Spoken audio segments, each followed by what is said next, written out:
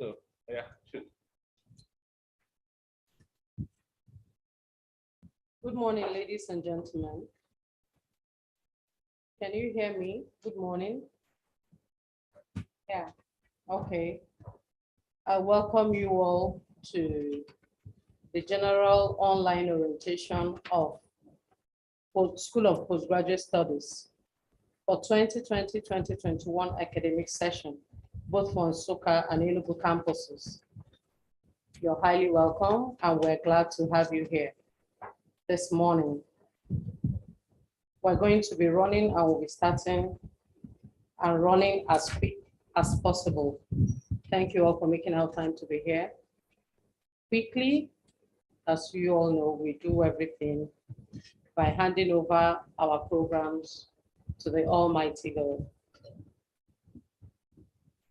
We have our people all here ready. The Vice Chancellor is here.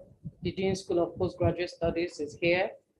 The Secretary and the other facilitators that will be talking to us this morning. Quickly, we're going to start with an opening prayer. My name is Ucha Kamibo, and I will be your anchor for this program. Thank you all for signing in, and we welcome you from wherever you are. Thank you for signing in. Quickly, we're going to be taking an opening prayer from Professor Igwebike. Professor Igwebike will take us in the opening prayer. Sure.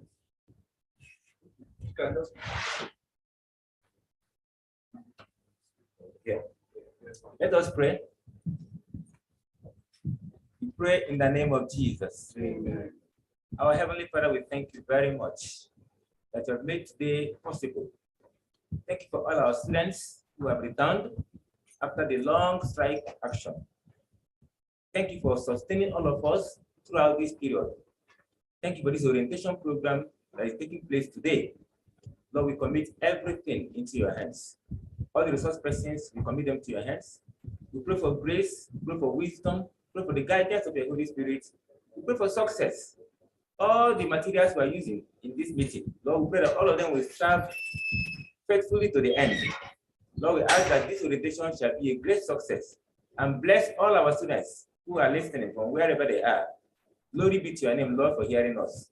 In Jesus' mighty name we pray. Amen. Amen. Thank you very much, Professor Igwebike, for that wonderful opening prayer.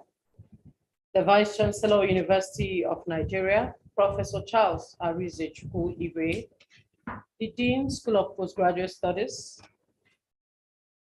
and a former member of the University Council, Governing Council, Professor Romanus Ezokonkwo is here with us. Prof, you're welcome. We also have in our midst other facilitators and other senior members of academies who are here to take up today's program, today's orientation program. We have the chairman of this committee, Professor Lawrence Amazwe, who is here with us. Prof, you're welcome. We also have another person, Professor Igwebike, who took us in the opening prayer. Prof, you're highly recognized. Thank you very much. We have one of the facilitators who is also here, Professor J.I. Ihedioha. Prof, you're welcome. We have Professor Ajero, and we have the Secretary of PG School, Mrs. Amadi, here, the librarian, the Director of ICT, and so many others who are connected with us virtually. You're all highly welcome, and we want to greet you all, super lions and lionesses, wherever you're tuning in from. We welcome you, and we say relax as you enjoy today's program. Quickly, we're going to be starting with a welcome address from the Dean of Postgraduate Studies, the Dean of Deans. He is the master of today's event. It is his baby. So we call on Professor Romanus C. Ezokonkwo for his welcome address. Yes. Good morning, everybody. I present the welcome address for this year's orientation for postgraduate students. Vice Chancellor, Deputy Vice Chancellors, all principal officers of the university, schools of faculty, director of centers, heads of academic and administrative units, all from the University of Nigeria. Dear postgraduate students, lions and lionists, ladies and gentlemen, on behalf of the School of Postgraduate Studies, University of Nigeria, I want to welcome you all to yet another belated orientation program for our fresh students. Permit me to apologize on behalf of the School of Postgraduate Studies, organizers this program much later than what we there is entirely to avoid the industrial action, strike action, that perform and academic staffing of the university. Organize academic activities in mostly Nigerian federally owned universities for moving 8 months. Tell you to relax, pay great attention and support the 2020 program. I pray the good Lord to guide and protect each and every one of you throughout to extend this university for the duration of your program.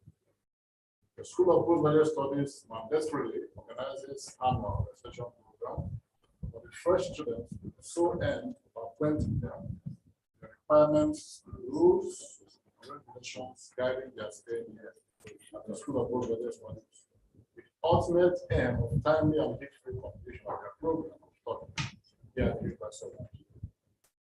The program normally starts the orientation of the departments through the faculty and finally university. I understand that the departmental and faculty orientation program yesterday, and also reports from various departments.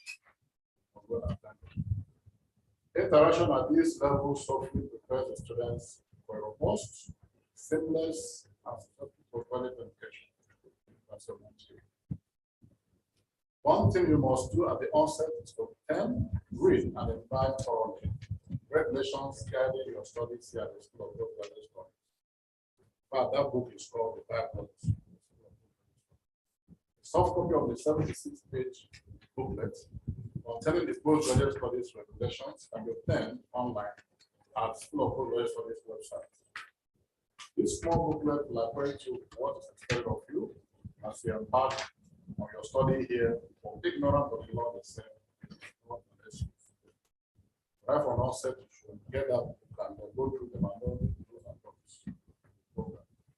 Having been here for a while in your various programs of study, I'm sure you are now in a better position to ask questions and seek clarifications on things that challenge you as a postgraduate student.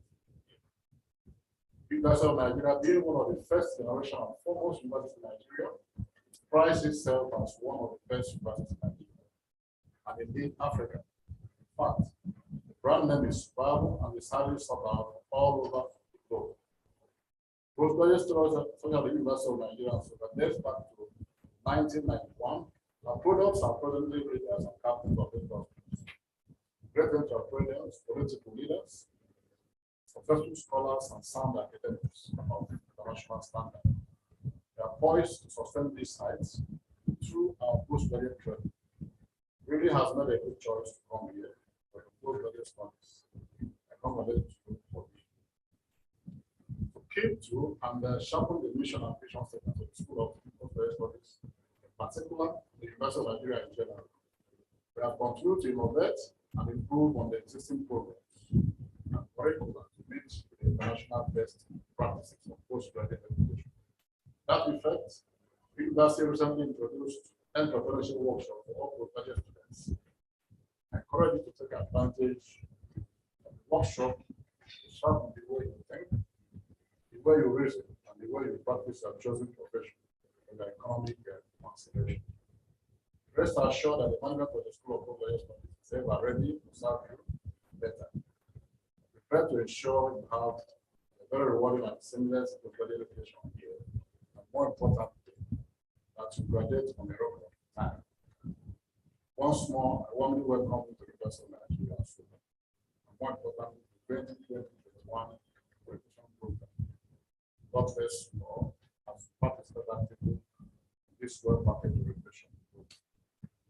Thank you. Thank you very much, our dear Dean of Postgraduate Studies. Quickly, the Vice Chancellor, ladies and gentlemen, permit me at this point to call on the Vice Chancellor of this great university, Professor Charles Arizichukwu Igwe, who will be ably represented also by the Dean School of Postgraduate Studies for this morning program for his own address and to declare today's orientation open. Okay, thank you. Our Vice Chancellor is highly disposed this morning and asked Deputy Vice Chancellor Academics to stand in for him. Eventually, Deputy Vice Chancellor Academics left for a workshop at Lagos on Sunday. I had to come in this morning. Actually, they got to do this morning as early as 7:45 or thereabouts. But the plane could not land. And they had to report to Lagos because of bad weather. Tried to join online, but there's some issues here and there. And they have asked me now to stand in for him for the Vice Chancellor. Well, that is well taken. So I read his address. Wherever you hear I, not about myself, but referring to the Vice Chancellor.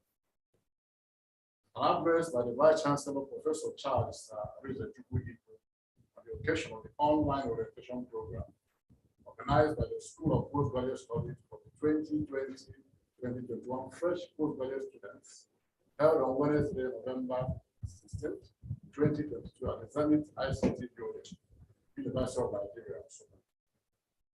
Principal of the University here present, the Dean School of Postgraduate Studies, Associate Dean School of Postgraduate Studies, our invited speakers and resource persons, deans of faculty and directors of institute here present, distinguished professors, best academic and administrative units, distinguished academics, chairman and members of the Education Planning Committee, old and new postgraduate students, lions and lionesses.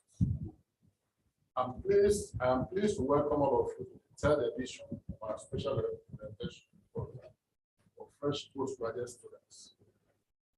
First of its kind took place last 2 sessions. The orientation program is an innovation that is in line with accepted international best practices. It is consistent with the vision of the current university administration to reposition our postgraduate program for global competitiveness through timeliness, excellence, and ethical conduct. This will invariably impact on the research output and citation based on the university, as we strive to maintain and improve on the enviable position of the university, metric ranking. Ethical reorientation in both lifestyle and research is imperative in our quest to produce graduates that will compete favorably and excel anywhere in the world. Therefore, we hope to inculcate in you the requisite ethical standard for success in every sphere of life. Moreover, this orientation program will acquaint you with the necessary procedures and regulations that govern the pursuit of postgraduate study. We are viewed to ensuring that you register and graduate as and when you. This will help you to avoid unnecessary delays and other instances of poor performance. We need to understand and work with the timetables of lectures, examinations, and specified periods for arrival of external examiners. In consideration of our commitment to the transformation of the University of Nigeria into a research-oriented institution, we have equipped the university library with many relevant resources and databases that will help to improve the conduct of research by our students. In addition, modern information and conduct of research are taught. In addition, modern information and communication technology tools are made available to the university and teaching and research. Therefore, we expect high quality research results from your projects and theses. Also, the university has subscribed to the use of Turnitin software to check plagiarism and encourage originality in research output. The research results of our postgraduate students should be published several reputable impact factor related journals. Yes. In reputable impact factor related journals. It is similar to what occurs in world-class universities around the globe. Finally, I urge you to give attention to the talks that will be presented by carefully selected speakers and resources because of this orientation. The knowledge, experience, and expertise will put you on the path of success, pursuit of excellence in your postgraduate study. As I warmly welcome you, I hereby declare the 2020-21 postgraduate students orientation program. Have a wonderful day.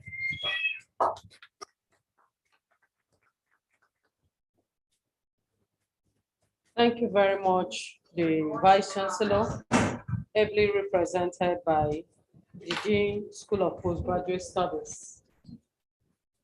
As you can see, we are beating our time and we're going to be rounded off as quick as possible. Next on the program is an address by the, is a presentation by the Secretary, School of Postgraduate Studies, a Deputy Registrar in her own right, Mrs. Amadi. She will be talking to us on issues on the revised postgraduate regulations and timetable. Our own Mrs. Amadi, you have the floor. Thank you. Good morning. The Vice Chancellor of Education represented by School of Postgraduate Studies. School of Postgraduate Studies. Also, the associate dean, school, the professors, professors and professors, the licensed. This I have written the non existing. Talking on issues, in postgraduate regulations, and timetable of events of the School of Postgraduate Studies. The paper presented at online orientation programs organized for 2020-2021 postgraduate students on November 16, 2022.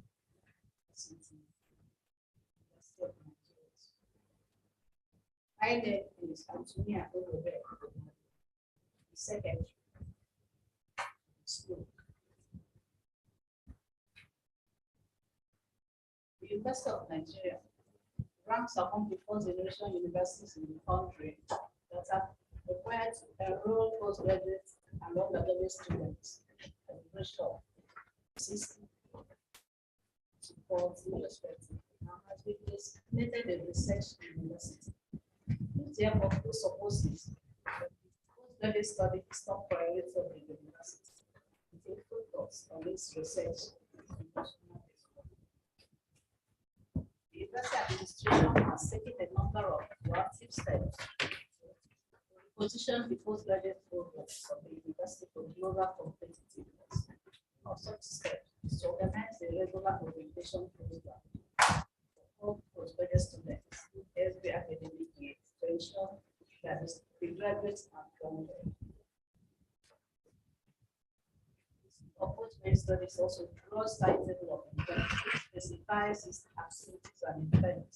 The dates for session. Timetable of events is to ensure that all stakeholders in the postgraduate studies have enough information about the school and its activities.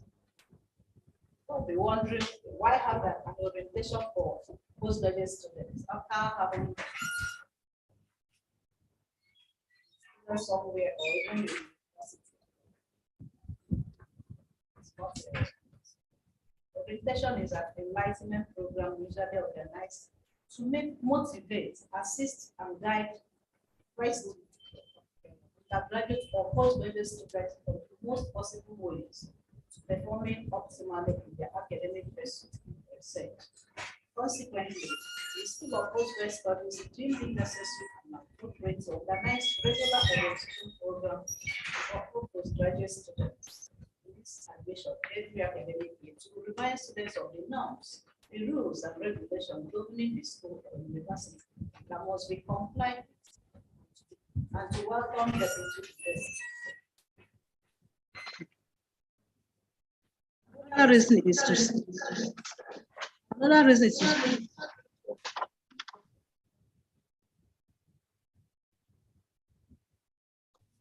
Another risk is to sensitize and respond students to action in order to minimize cases of delays in their application, failures and mistakes due to lack of proper information, guidance, and monitoring.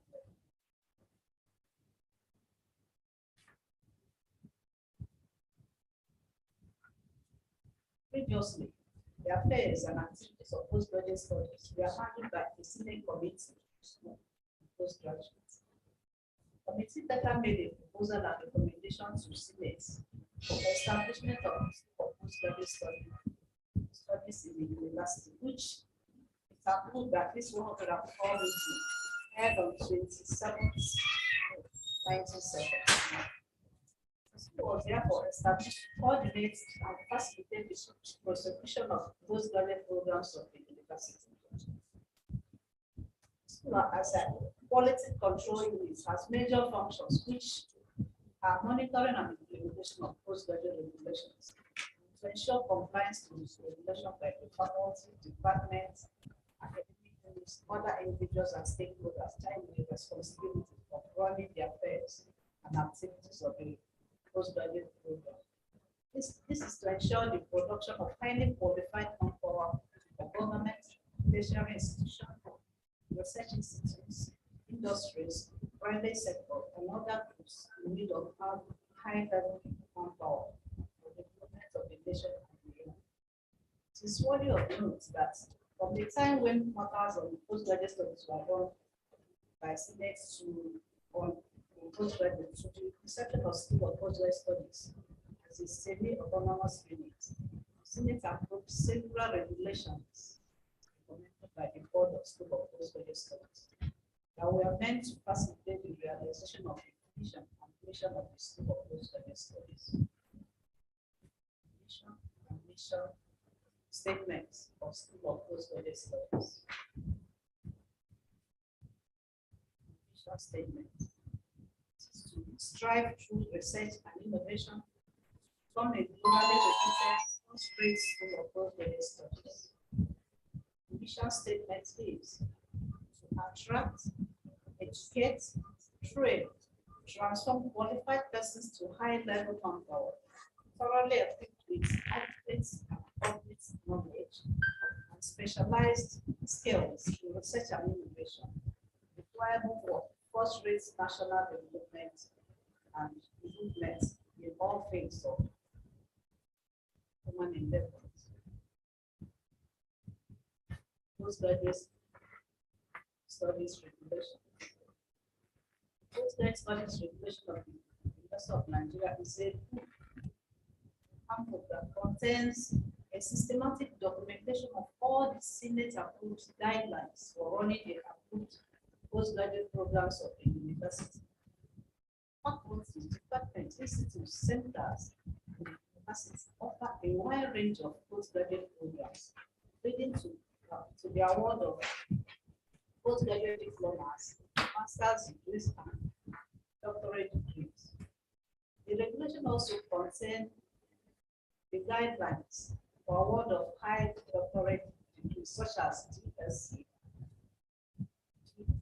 etc.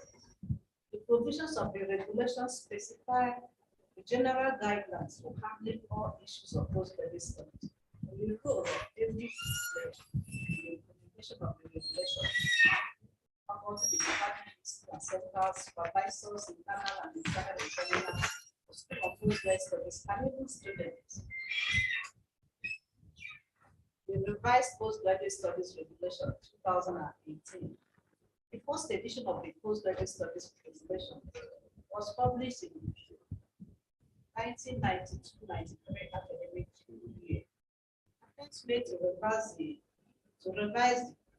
the regulations were realized many years later, and it came into effect as second edition in 2015. third edition, which is the current edition of the revised regulation, was published in 2018.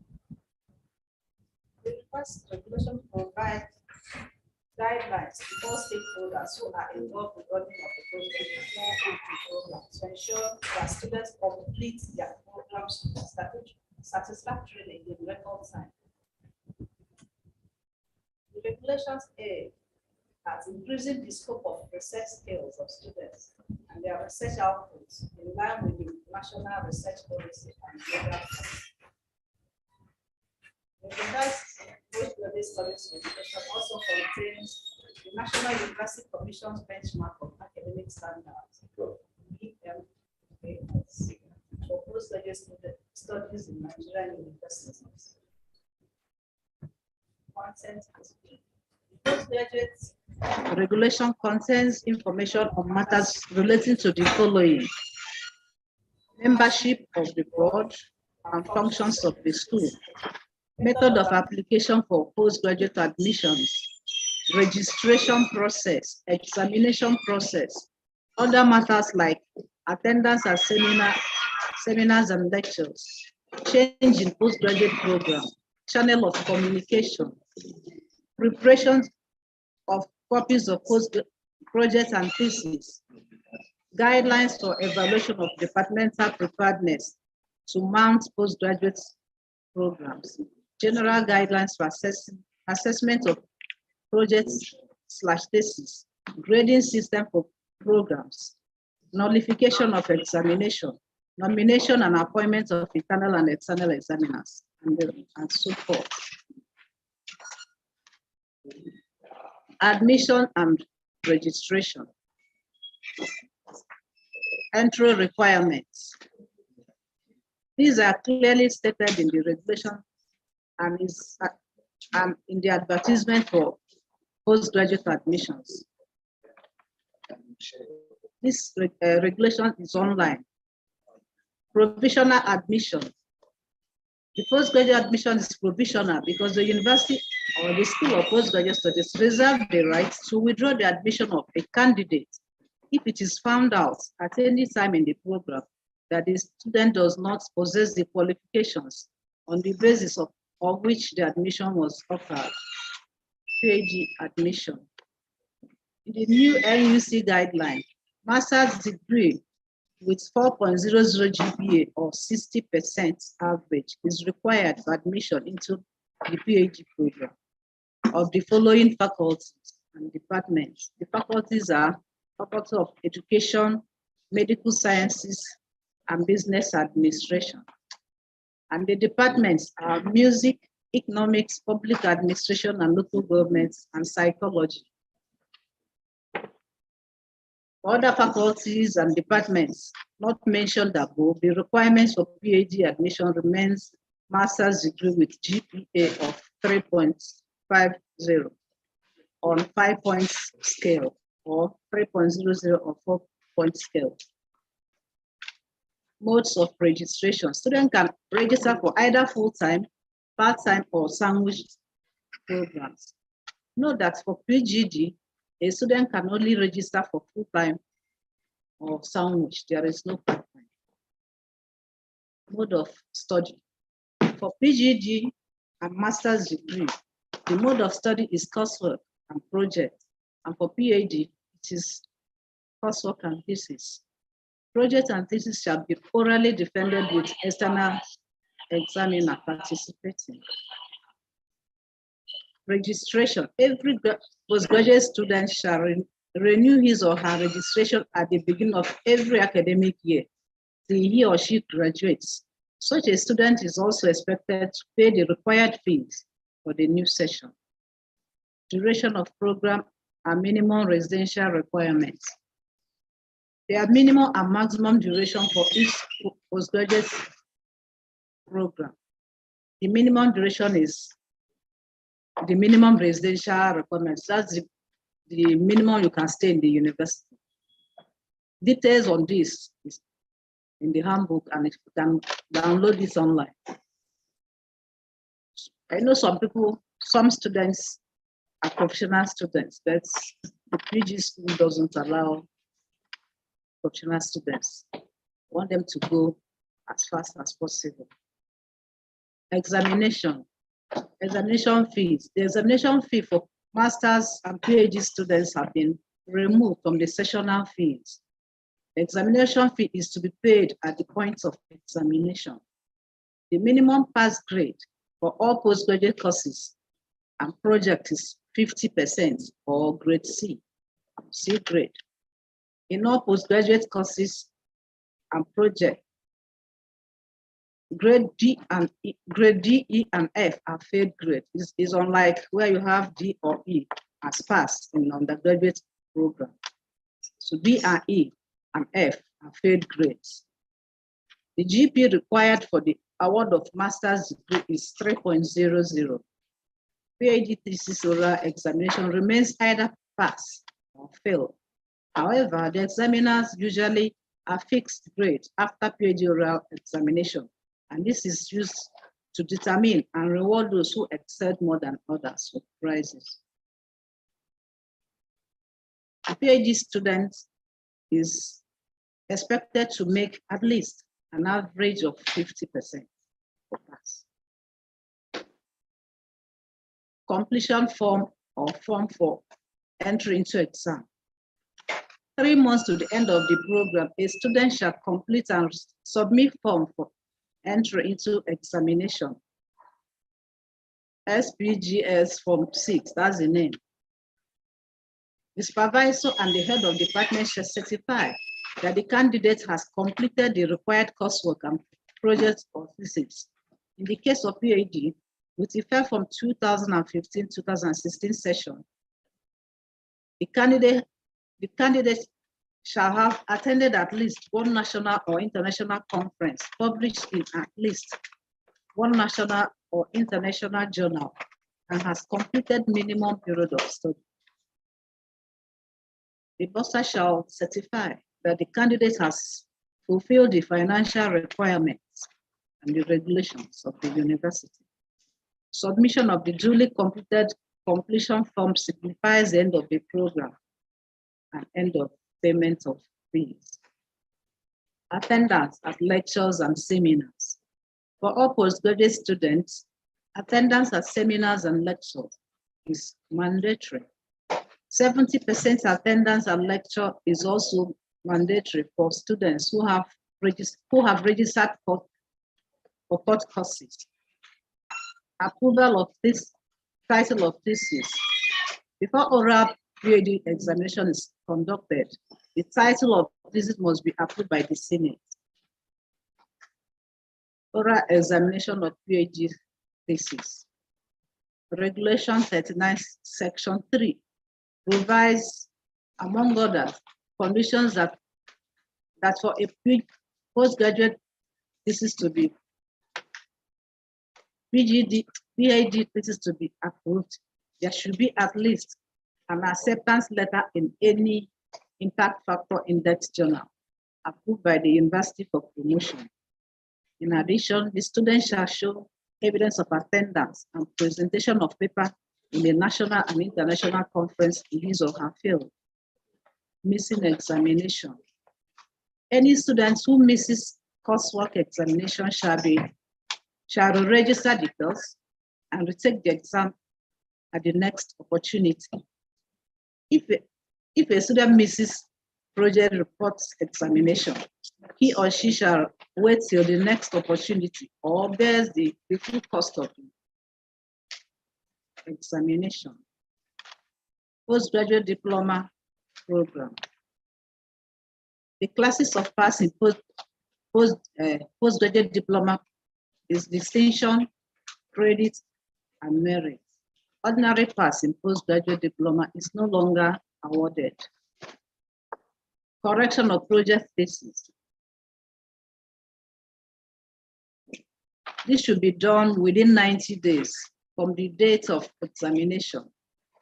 You can see this in section 43, section 4, subsection 4, without which the student will be required to pay fees for the session and represent his or her work for oral examination. receipt examination, there is no supplementary examination. Any student who fails a course, a project or thesis shall register, run it for at least one semester, and thereafter be examined in it. Delayed examination of research work. If a student is aggrieved that he feels his research work is not being allowed to run his research work smoothly, he can petition to the Dean of Postgraduate Studies through the HOD, through the Dean, Faculty of Postgraduate Studies Committee for intervention. Review of examination script / project / thesis. A student aggrieved about the grading of his or her examination script, project or thesis may petition the Dean, School of Postgraduate Studies for appropriate actions. Section can be found in section 54. Plagiarism test. Plagiarism test shall be run on the project or thesis before approval. So what it means that you have to be very original in your work. Other issues. Repetition of courses passed with low grade is not allowed, it's not permissible. Once a course is failed, it's failed. And if you pass a course, no matter the grade, you go with it like that. Re-registration and repetition of program. A master's student who makes a GPA below 3.0 may be allowed on application to re-register and repeat the program, maybe to make a better withdrawal from program. A student can be allowed to withdraw from the program, be on academic basis, maybe it's not measuring well in the department, or it's not an academic matter, it can be asked to withdraw. From this student withdraw, it can be somebody who was caught cheating in an exam. The school can ask the person to withdraw. The student can voluntarily withdraw due to one reason or the other, but this has to be on application and approval of the application. Student can withdraw for 2 years. Can also withdraw on health grounds. Somebody is sick, student is sick, he can withdraw. But all this has to, the person will have to seek for approval for the withdrawal. Channel of communication to the School of Postgraduate Studies.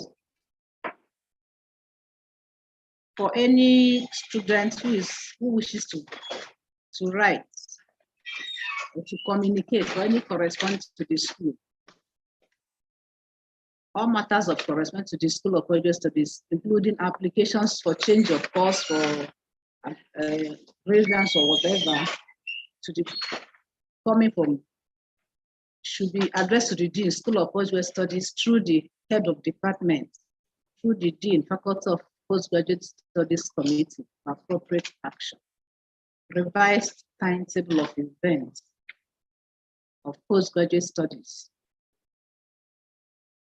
The timetable of events is produced every session by the timetable events committee of the School of Postgraduate Studies to give guidance on the activities of the school for the period. The date of every event is slated in the timetable events to facilitate their implementation by the students, departments, faculties, and other stakeholders in the university. The activities normally listed in the timetable events include, among others, the following: the time registration starts and ends, the time lectures begin and end, the time for revision, the dates semester examinations will start and when they will end. All indicated in the timetable of events also are the dates of Founders' Day ceremonies, matriculation, convocation. You find all these in it. The date of meeting of the Board of School of Postgraduate Studies, the period of sale of application forms for postgraduate admission, time of admission screening test, the period of sandwich program. Copies of the timetable of events are sent to the departments, faculties, institutes, centers at every academic session. It is also uploaded on university website for all.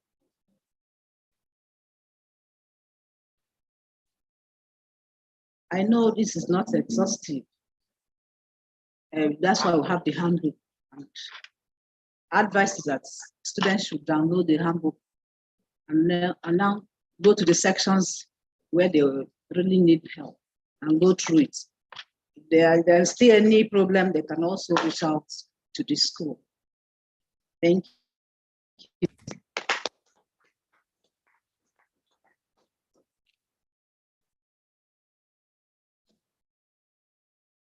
Thank you very much, the Secretary of Postgraduate Studies, Mrs. Kamani.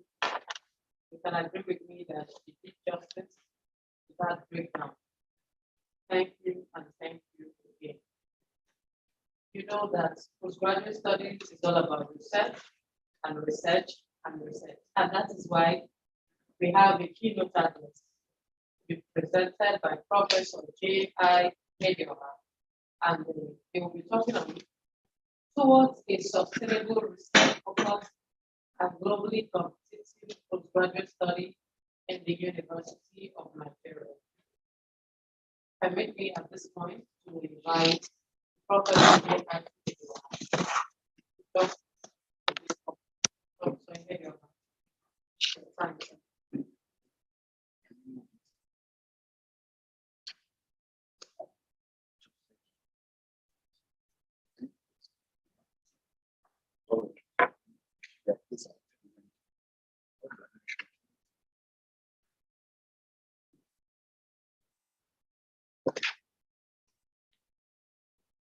The Vice Chancellor, University of Nigeria, Deputy Vice Chancellors, the Provost College of Medicine, the Dean School of Postgraduate Studies, Deans of Faculties, Heads of Departments and Units, colleagues, our students, great lions and lionesses, and then I've had today super lions and lionesses. I warmly welcome you all to this orientation program organized by the School of Postgraduate Studies, UNN, for postgraduate students admitted in the 2020-2021 academic session. This orientation event is a formal welcome procedure into the postgraduate program of the university, and I consider it a rare privilege to be permitted to address you today on the topic towards a sustainable, research-focused, and globally competitive postgraduate study in the University of Nigeria. The next slide.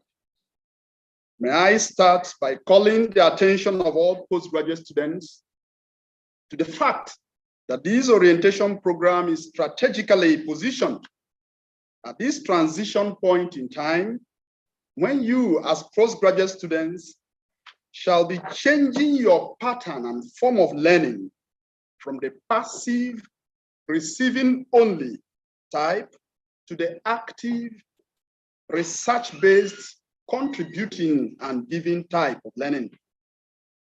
All through your academic career, from the primary through the secondary to the undergraduate study period, you were practically spoon-fed by being exposed to facts through lectures, seminars, practical demonstrations, and discussions.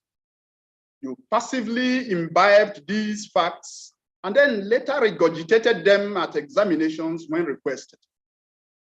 Now, in this new phase that you are stepping into, you are going to be trained in what is known as active learning. The next slide. Active learning, which consists principally of research that will make you do a form of systematic inquiry into a specific area of knowledge. you will be able to locate, generate, and utilize information and data. Then analyze and interpret the information obtained or located. And at the end, you draw conclusions based on the outcome of this inquiry. You see, if you can really look at it well, all along you've always received information, taking in information in lecture halls, practical demonstrations, but this time around you are going to generate information and be able to arrive at conclusions which will present to the world, not just taking in what had always been already manufactured. You can now appreciate why this transition point is considered strategic. It is like a shift. No, you've not reached there. Like a shift from the phase of being fed and cared for by your parents to the phase of working hard to care for others. It is moving from consumption of knowledge to generation of knowledge. It is like being initiated into adulthood. We shall start this discourse proper, the next slide, by briefly defining the basic concepts of the topic of the presentation.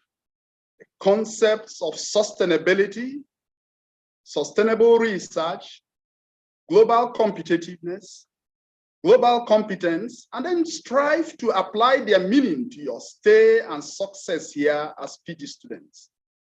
First, on the concept of sustainability and sustainable research. The United Nations Brundtland Commission, in its report titled Our Common Future, defined sustainability as meeting the needs of the present without compromising the ability of future generations to meet their own needs.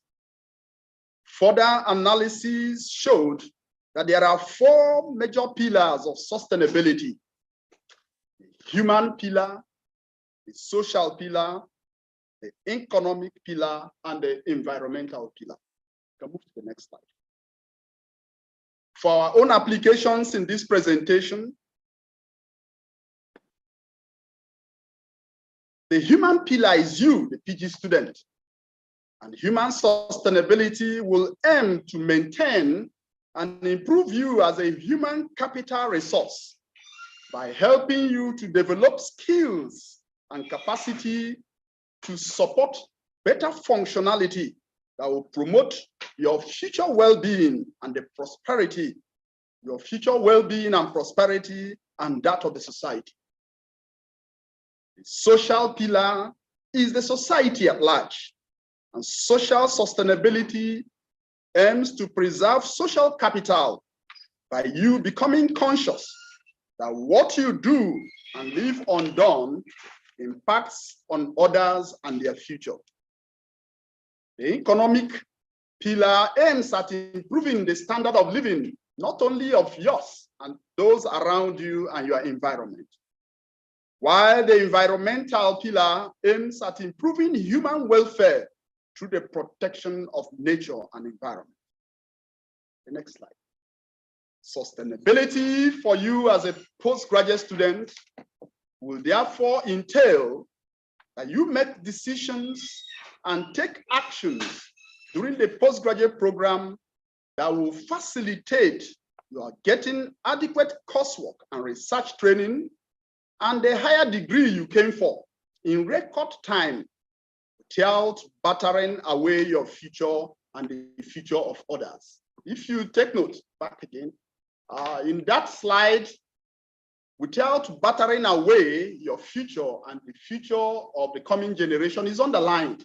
It is important people eat today and not just eat and die tomorrow. Sustainability is all about not just being able to acquire the degree, but acquire the degree and be able to use the degree well. In today's society where people will wish to get rich quick and yet will not be able to live to even enjoy the wealth, it certainly tells us we seem not to be working with sustainability in mind.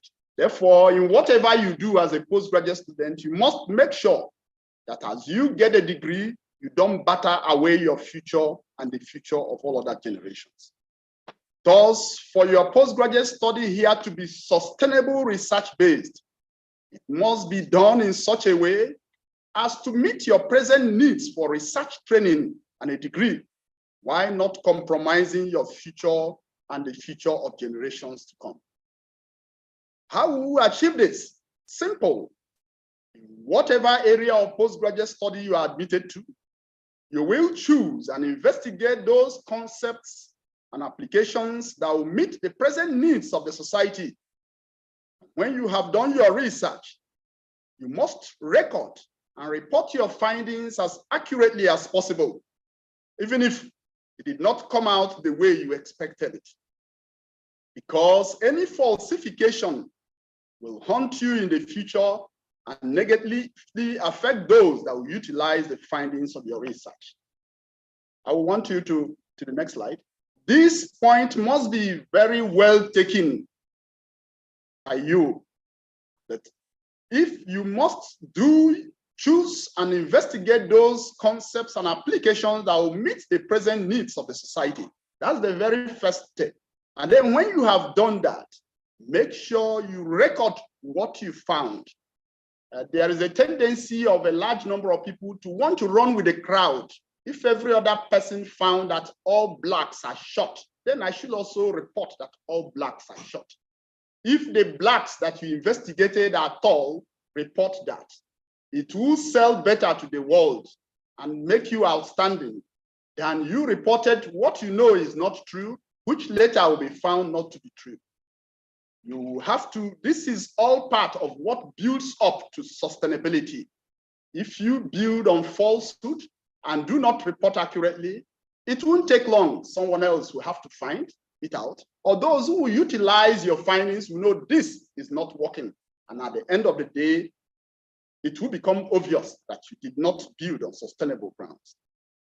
In this way, when you have done your research and recorded and reported your findings accurately, then you have followed the philosophy of the University of Nigeria, which is to seek truth, to teach truth, and to preserve truth.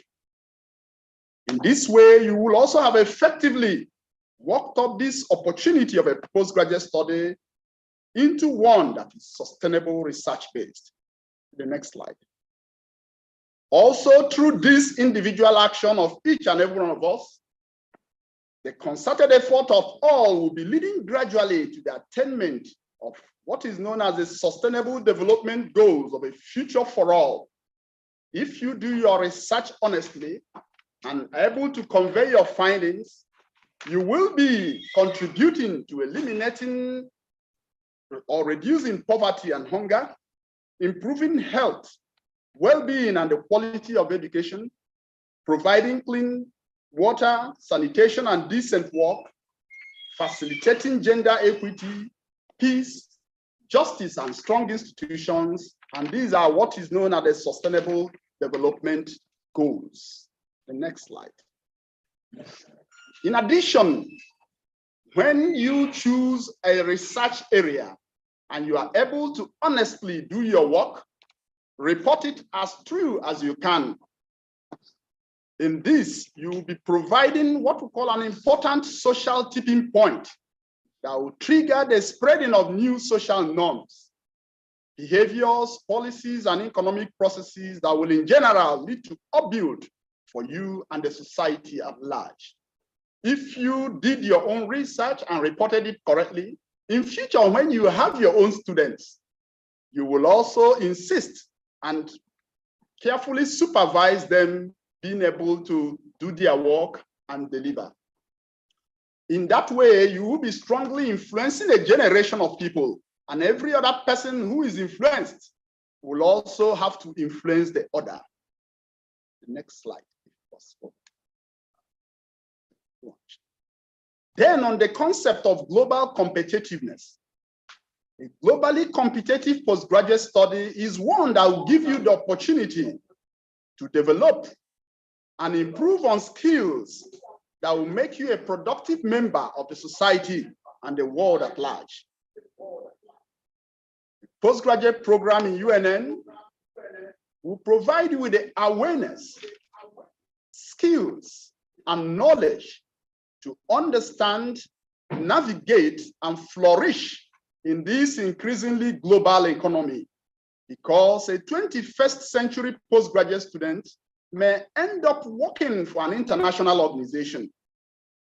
I'm sure all of us know most of our graduates and postgraduates are now almost for export, with what we call brain drain, people looking for relatively, in their own judgment, safer places to be, more prosperous places to be. You will end up finding yourself either in another country or in an institution that is international. Being a high-level manpower in training, you as a postgraduate student will be exposed to collaborations with people all over the world, fellow postgraduate students, researchers, funders, industrialists, etc. And at graduation and completion of your studies, it's slide 11 that you should. And at graduation and completion of your studies, you're expected to have acquired the capabilities to cope with and manage employees from all other cultures, interacting freely with people all over the world, and being able to join hands with them in solving global problems. Your postgraduate study in UNN will therefore entail both academic and an emotional and behavioral preparations in form of soft skills in problem solving, in adaptability, work ethics, and ability to collaborate and communicate freely and effectively.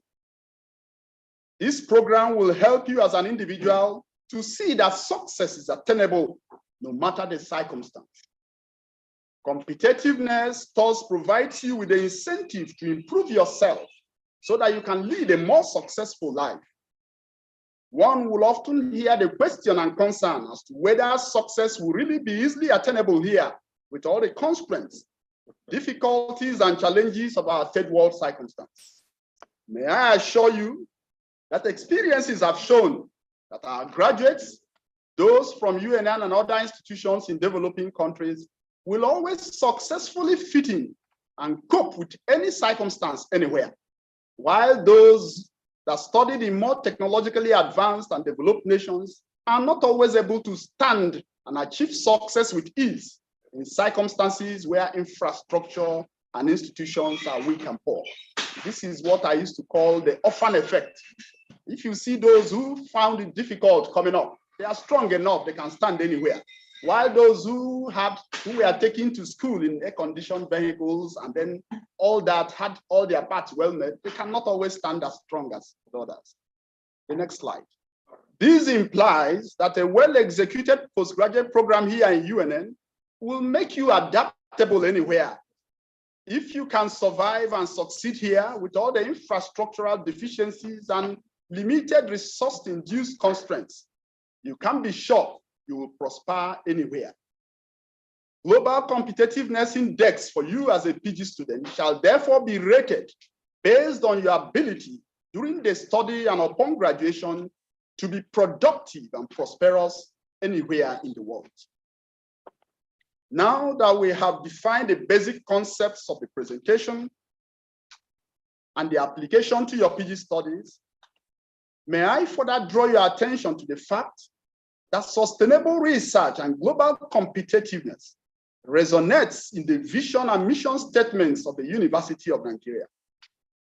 The vision statement of the university is to create a functional, globally competitive, and research-focused university, which is not just an ivory tower, but responsive to the needs of the society while delivering world-class education and knowledge. When you look critically at the key words of this vision statement, carefully look at the topic of this keynote address towards a sustainable, research-focused, and globally competitive PG study in UNN, it becomes clear that this orientation and your subsequent PG study shall gradually make you to become part of the fulfillment of this noble vision. The next slide. A vision built on the dreams of the founding fathers of this great university, who in a 1958 white paper issued by the then Eastern Nigeria government stated that the development of a University of Nigeria based on the concept of service, the problems and needs of the society is a desirable project and one that should receive any source, help support from any source which will help make it a sound endeavor. You will also be helping to make the dreams and wishes of the founding father and chairman of the first provisional governing council of the university, the Right Honorable Nnamdi Azikiwe, who said, and I quote, "The aim of education in Africa is to develop the youth of the continent and prepare them for service to the people. The university should produce a generation that will be reliable, useful, and intelligent in the rapidly changing life and circumstances of the African people." Next slide. Now to the mission statement. The concepts of sustainable research and global competitiveness resounds once again when one looks at the mission statement of the university, which reads, "To place the University of Nigeria in the forefront of research and development, innovation, knowledge transfer, and human resource development in the global academic terrain, while promoting the core values which will endure the restoration of the dignity of man." It is obvious that the vision and mission statements and the dreams of the founding fathers of this university are anchored on sustainability, sustainable research, global competitiveness, and producing globally competent graduates. Based on the fact that a large part of the research done here in UNN and in most other universities is postgraduate study based, it becomes clear that the proper execution of your postgraduate program is very vital to the attainment of the vision and mission of the university and to the fulfillment of the dreams of its founding father. To whom so much is entrusted, so much is expected. Before I wind up, I have a lined up set of what I call conclusions, which I consider will be very vital to every PG student in order to have a sustainable research-focused postgraduate study here in UNN. The first of such points, the next slide, is that you must, during this program, lay a solid foundation for yourself that will address your immediate need with higher degree while not compromising your future and the future of others. When I talk about laying a solid foundation, anyone who wants to build a hut can just pick any stick anywhere and put at 4 points and use a tent and cover it. But if you want to build a 4-story or 5-story building, you will know that you need really a strong foundation, deep enough, with strong metal pillars and all that. And a life career or a profession or even an earth life itself is not just taking a drink at a bar and going away. It must be built on a solid foundation. If you must carry out research in UNN, please, as I earlier said, do your research as it should be done, report your research as accurately as possible, and then when you get your degree, you can be confident that you have laid a solid foundation for yourself. Any day you are called upon, you can stand and say, yes, this is what I did, and this is what I found. You will also be increasing your own moral status, because you can confidently at all times state that this is what I did, this is what I reported. Even if in future someone will find a different thing, you will still stand by it. Number 2, that's the next slide. In order to successfully complete your postgraduate study in record time, you must recognize that you have moved away from the passive group learning pattern obtainable at the primary, secondary, and undergraduate levels, where you come in as a class and graduate as a class. In the present active research-based learning postgraduate stage, you can come in as a batch but each individual must drive his or her own program at his or her own speed. There is no express group to batch graduation. Each and every one of you will have a different supervisor, sometimes different set of coursework, a different research project. You and you alone will execute your own research project and get to a point and say, yes, I've completed my research. You and you alone will write up your own research and bring it up to your supervisor. If you are lucky, you will have a supervisor that will every day or every week come and knock. Hey, have you written up the work? Have you done this? If you are not so lucky, if I can say not so lucky, you have a supervisor that's a little far off and waits upon you. If you come, good. If you don't come, it's also okay for me because I have a load of work. Therefore, you see, it is all in your hands. If you don't go and remind him, sir, I've written up the chapter 1. It's okay, bring it. Sometimes if you don't go at all, he will say, I see this one, he's been lazing away his time here. But it is all in your hands. And many a time, your colleagues may have all completed their work and submitted their thesis for examination. Therefore, it is 100% in your hand. It is not like in elementary or secondary school where everybody takes the lectures, everybody comes to exam one day, and the results all come out and everybody goes. This is something that must be recognized and adjusted to. Even as the School of Postgraduate Studies and the university shall facilitate each and everyone graduating with his or her batch, each one of you as an individual must on your own work hard enough to complete his or her required coursework and research, collect and analyze their own independent research data, write up their dissertation or thesis, and eventually work towards completing the program early enough and at record time.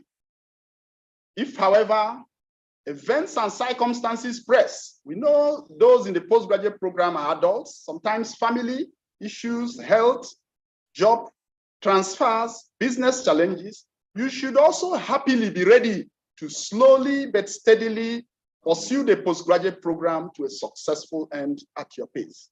The next slide. The third point, which is important today, is that you must learn to and then adjust to relating cordially with your supervisors, your mentors, lecturers, heads of departments, postgraduate representatives, fellow PG students, and those who work in wherever you find yourself. If you think you have become so big and important and you look down upon a cleaner, a messenger, a laboratory assistant, that may be your undoing. The day you will need them most, you will not be able to get them. Therefore, if you also feel, I'm an adult now, my supervisor can't just tell me how to dress or how not to dress or how to conduct myself, you may find it really difficult. We've had history of people who were very wonderful brains, but they were too arrogant to, in fact, be ready to work with their supervisors. And where did they end up? They will not end up getting the degree, because beyond just how academic you are and how intelligent you are, your ability to work with your supervisor is also being judged. However beautiful a woman is, if you can't live with a man in the house, I'm sure you know in Africa here, the person has a K-leg. Therefore, you must learn to accommodate cultural, behavioral, racial, and individual differences, because beyond academics and research training, global competence and sustainability will involve both emotional and behavioral adaptability, interdisciplinary interactions, and collaborations. We must really learn as postgraduate students to accept people the way they are. If you usually on Friday go to face the direction of the sun and bow down to Allah, those who go to church on Sundays are also human beings. You must learn to accept that. If you observe your own Sabbath on Saturday, you should also tolerate others who observe in some other days, because as we are saying, you are being produced to become a global scholar. I once had an experience one day. I was quarreling with a Chinese business group that why must they insist on sending something to me almost on Christmas Day and calling me for fish outing? They say, you people are like this. When it is Chinese New Year, you tell us, how can you take 7 days away? But you people See, just because of one man who they say came and just 3 years and he died, and all of you just are shutting down everywhere. I said, you see, your national leader, Jesus, he didn't really know even that Jesus is not just the national leader of Nigerians and all that. Therefore, we must learn to become global. Understand that some other people will have the times they celebrate. They also have the way they want to relate. And this will make you to be able to fit in well in these societies wherever you find yourself. Imagine you finish your postgraduate work and what we call lucky, you got a job in Saudi Arabia. And when you get there, they say Allah Akbar, and you are saying, no, I can't say it. And you'll be wondering, what is Allah Akbar done? It's just a simple thing. When translated in English, it should not even offend you. Therefore, we must really learn to accommodate other people, because the global village we are talking about has come to stay. If you cannot tolerate, accept differences, you are not going to move an inch. Cordiality in relationships, tolerance and acceptance of individual differences will play a major role in making you a globally competent student and graduate who will, without bias, collaborate effectively with others, despite racial, religious, and nationality differences, and in that way maximize the opportunities that the global village phenomenon offers. A cordial working relationship with your supervisors and mentors will also further yield great dividends for you, especially in terms of jointly working with them to apply for and access grants and funding for your studies. There are available and viable fund sources ranging from national research funds domiciled in the TED Fund to national research funds, IBRs, and we also have numerous international research funding agencies which are open to receive and fund well-sharpened research proposals. Joint proposals with your supervisors and mentors stand greater chances of receiving funding, because in most cases, you may not be qualified at this stage to stand as the principal investigator, but your supervisors and mentors can stand and anchor such grants and research funding for your research work. What cordiality will offer you cannot really be exhausted. The next slide. Number 4, in all your research, you must be original, both in your conceiving, your design, execution, and reporting of the research work. From the address of the Vice Chancellor to that of the Secretary to the school, you've heard the word mentioned, plagiarism. It is too important to be ignored. You cannot steal other people's ideas and go so free these days. One click on the internet, someone sees the thesis you downloaded and copied completely from. Therefore, you must, it has now become a global village. Before, if you traveled to Ethiopia and found one thesis in the library and copied it and brought back to Nigeria, you can almost copy all and nobody will know. But now, one click on the internet, someone say, oh, see the whole thing here. Therefore, please make sure you do not play with the concept of plagiarism. Avoid it as much as possible. And it is so easy to avoid it. Those of us in research and academics are so richly blessed. If you went to your hometown and took someone's property, you'll be caught as a thief. But if you went as an academic and researcher and took someone's property and say, see the person I took it from, nobody will disturb you. For every idea and concept, refer to it. See this presentation I'm making to you, the write-up has references. When I quote the United Nations Brundtland Commission, I refer to it. When I use other people's words or concepts, I refer to them. Therefore, you must learn to cite and then put in references for all ideas that are not your own. And sometimes we could even plagiarize without knowing it, because they say ideas float in the air. You must be careful. And then after even you've written what you consider the original idea, simple, there are a lot of plagiarism check apps that you can go, Turnitin, CopyLeaks, Unicheck, and all that. Even if it is a simple proposal you just wrote, simply copy each paragraph, put it into Google and press enter. You will see all that seems to be similar or very closely. make some adjustments on your own. And if they are really near the same, please refer to the person. It will not take away anything from you. If you are caught plagiarizing, everything you have submitted, even when you have really maybe graduated, may be taken away from you. Please avoid plagiarism as much as you can. Number 5, the next slide. Finally, you must not forget to work towards restoring the dignity of man in all you do. That is the motto of the University of Nigeria. I say the next slide. Thus, beyond building your curriculum vitae with a higher degree certification and publication that will arise from your postgraduate program in UNN, you must endeavor to build your character. Thomas Jefferson, the 10th president of the United States of America, was credited to have said, "Nothing can stop the man with the right character from achieving his goal, and nothing on earth can help the man with a wrong character." And one columnist of the Guardian newspaper, Wenga Adebambo, added, "Your certificate is just a piece of paper. Your education is seen in your behavior, attitude, and character." One thing graduates need to understand, I'm still quoting him, is that your employer is employing you, not your certificate. The you, which is the man, is not the body and the physical additions that may include a degree. It is the inner core. The dignity that needs to be restored is the dignity of the inner core.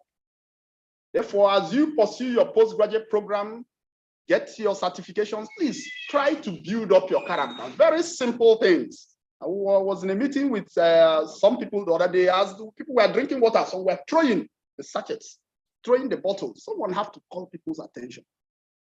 Please, we must all grow and must make efforts to refine our personality in our conducts, in our courage, even dressing. A postgraduate student, after having passed through the undergraduate program when you thought you had all the freedom, there is a kind of dressing or hairdo you'll be carrying. People wondering, are you a stage performer, or are you a comedian, or are you really supposed to be an engineer?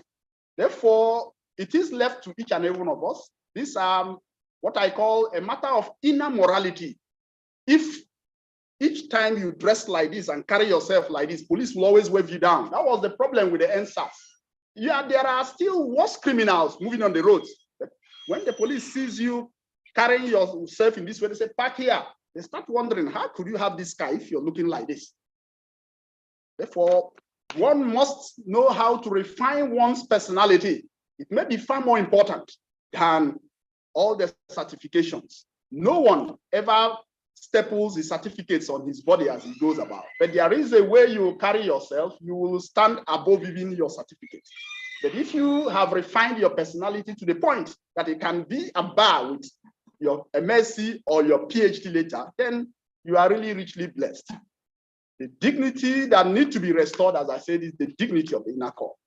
Your goals and aspirations during this postgraduate program must transcend the immediate and the physical.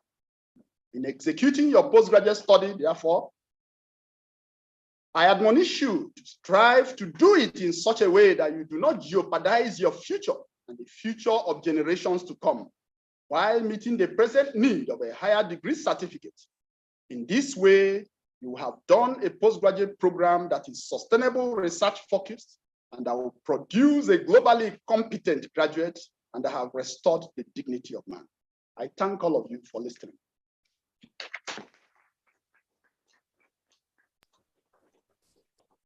Thank you very much, our keynote speaker, Professor Ihedioha. That was a very detailed address and teaching. I believe that a lot of us are going home with so many things today based on what you have given us. Thank you very much. Next on the program is on entrepreneurship. I know that as PG students, we have a part with entrepreneurship, entrepreneurial skills, and we are privileged to have in our midst this morning a professor that will be taking us on practical guide to entrepreneurial skills. And this particular topic is going to be taken by Professor Mrs. ABC -D Ezibe. Professor Ezibe, you have 20 minutes, ma'am, to take us through this. Thank you very much.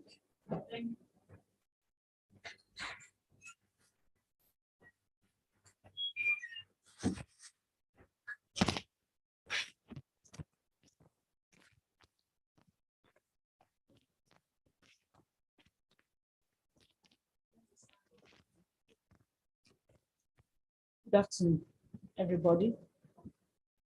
We have entrepreneurship topic,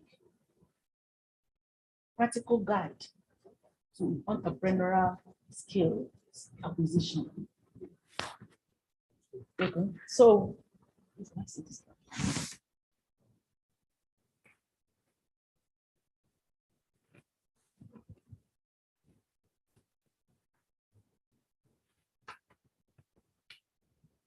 sequence or the lecture sequence is going to go thus.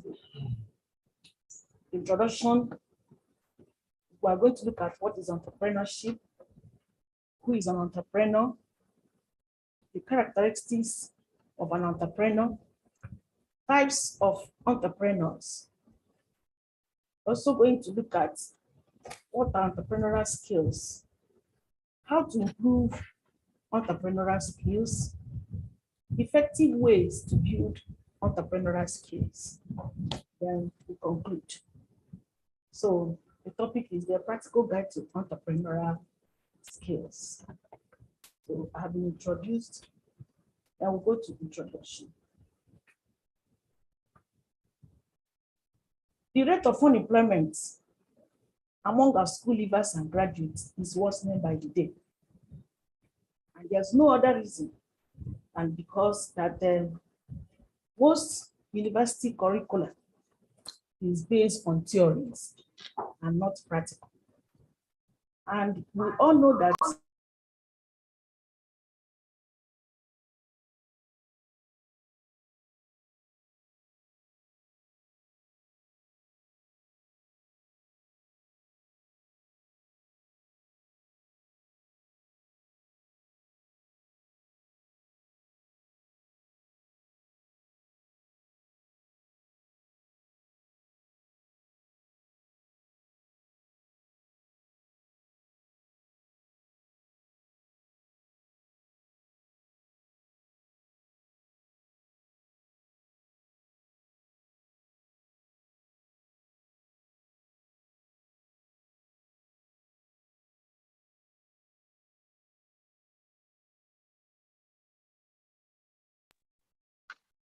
okay.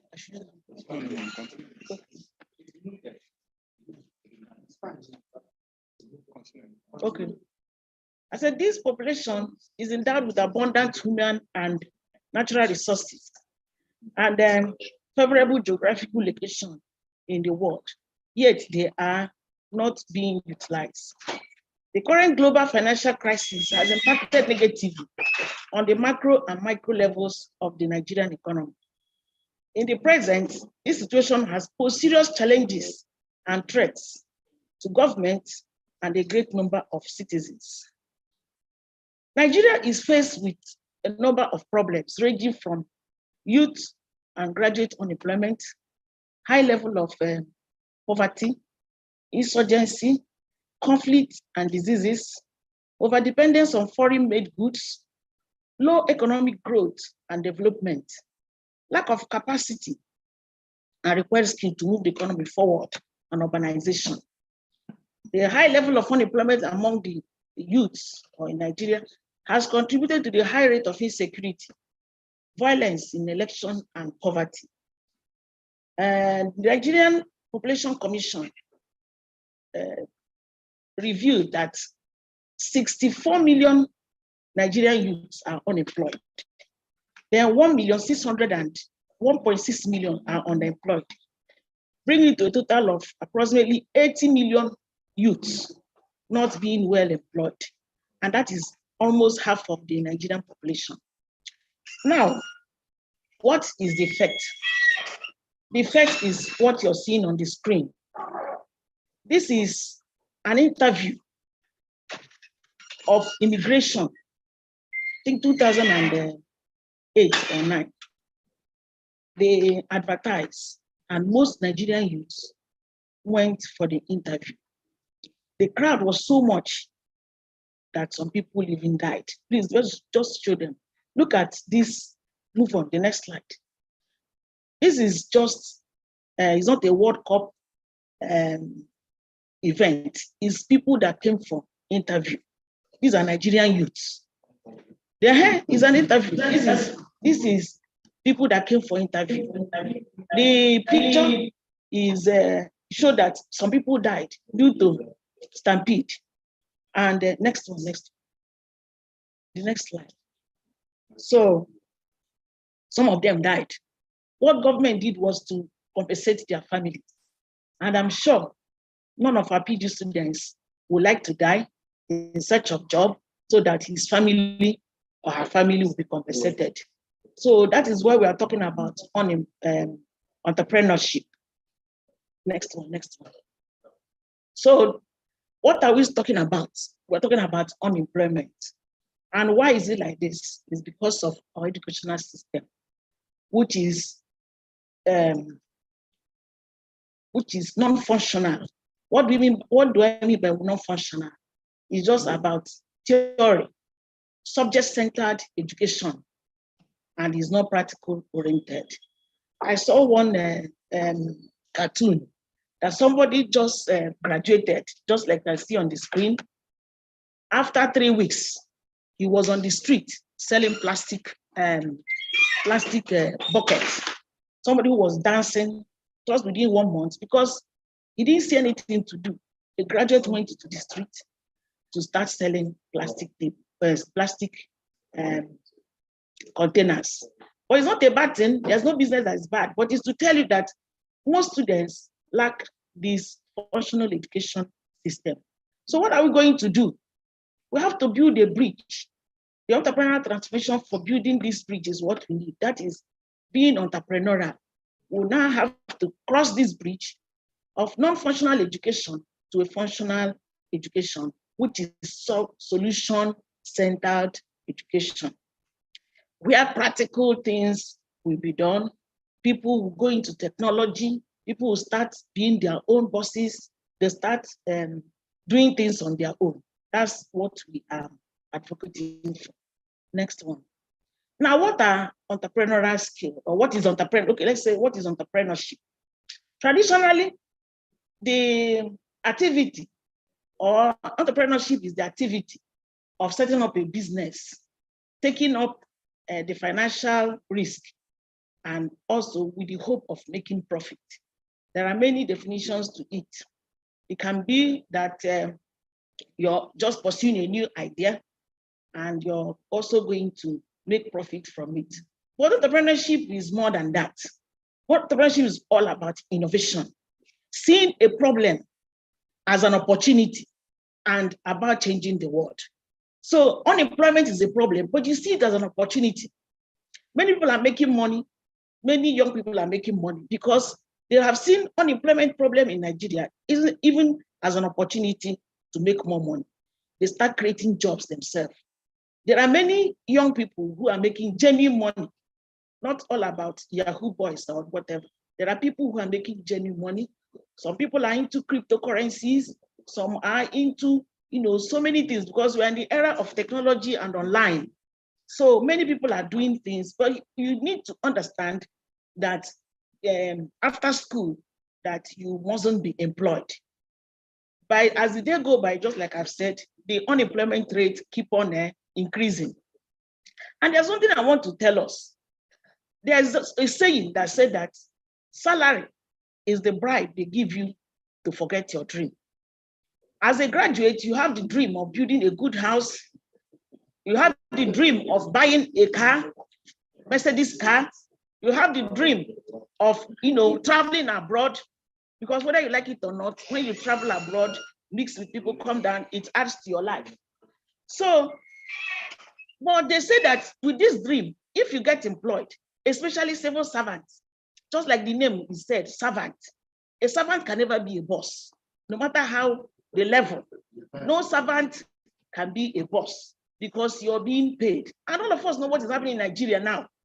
Lecturers who are being rated as one of the most, let's say, fortunate people in civil service work. Government have owned them for more than 9 months now. And because they're servants, they didn't have any option than to go back to the class, even without being paid. Is that the kind of life you want to be? I like it though, being a professor is good, but what of the money involved? And at times you find out that the title is not even commensurate with the money they pay you. You have big title or little money in your pocket. So like I said, salary is the bribe they give you to forget your dream. You can't achieve your dream with salary. There was something that happened. I normally use it as an example. I was traveling one of the days with public transport. I was in the, I think, Peace Mass. 2 beggars were conversing. And one of the beggars just mentioned to the other that it remains only 1 bundle of zinc for him to finish roofing his house. I looked at the beggar. I said, how can the beggar be building house? There are how many civil servants have even a land to talk of a building? Now that brings me to say that apart from beggars, that the second poorest people are salary earners.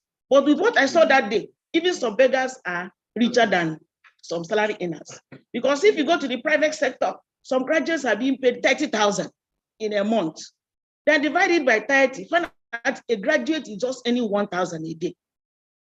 Upon all the suffering you suffered in the school, somebody is paying you 30,000. So even any less, just they want to answer they have a job. So what am I saying? Do not forget your dream because you want to be you want to be employed. You have to work out your dream by being entrepreneurial. Another thing I want to also tell us is that no salary earner has ever appeared in Forbes list. We all know what is Forbes list, where you see Mark Zuckerberg, Balanik. So you cannot see any civil servant there. They are all business people.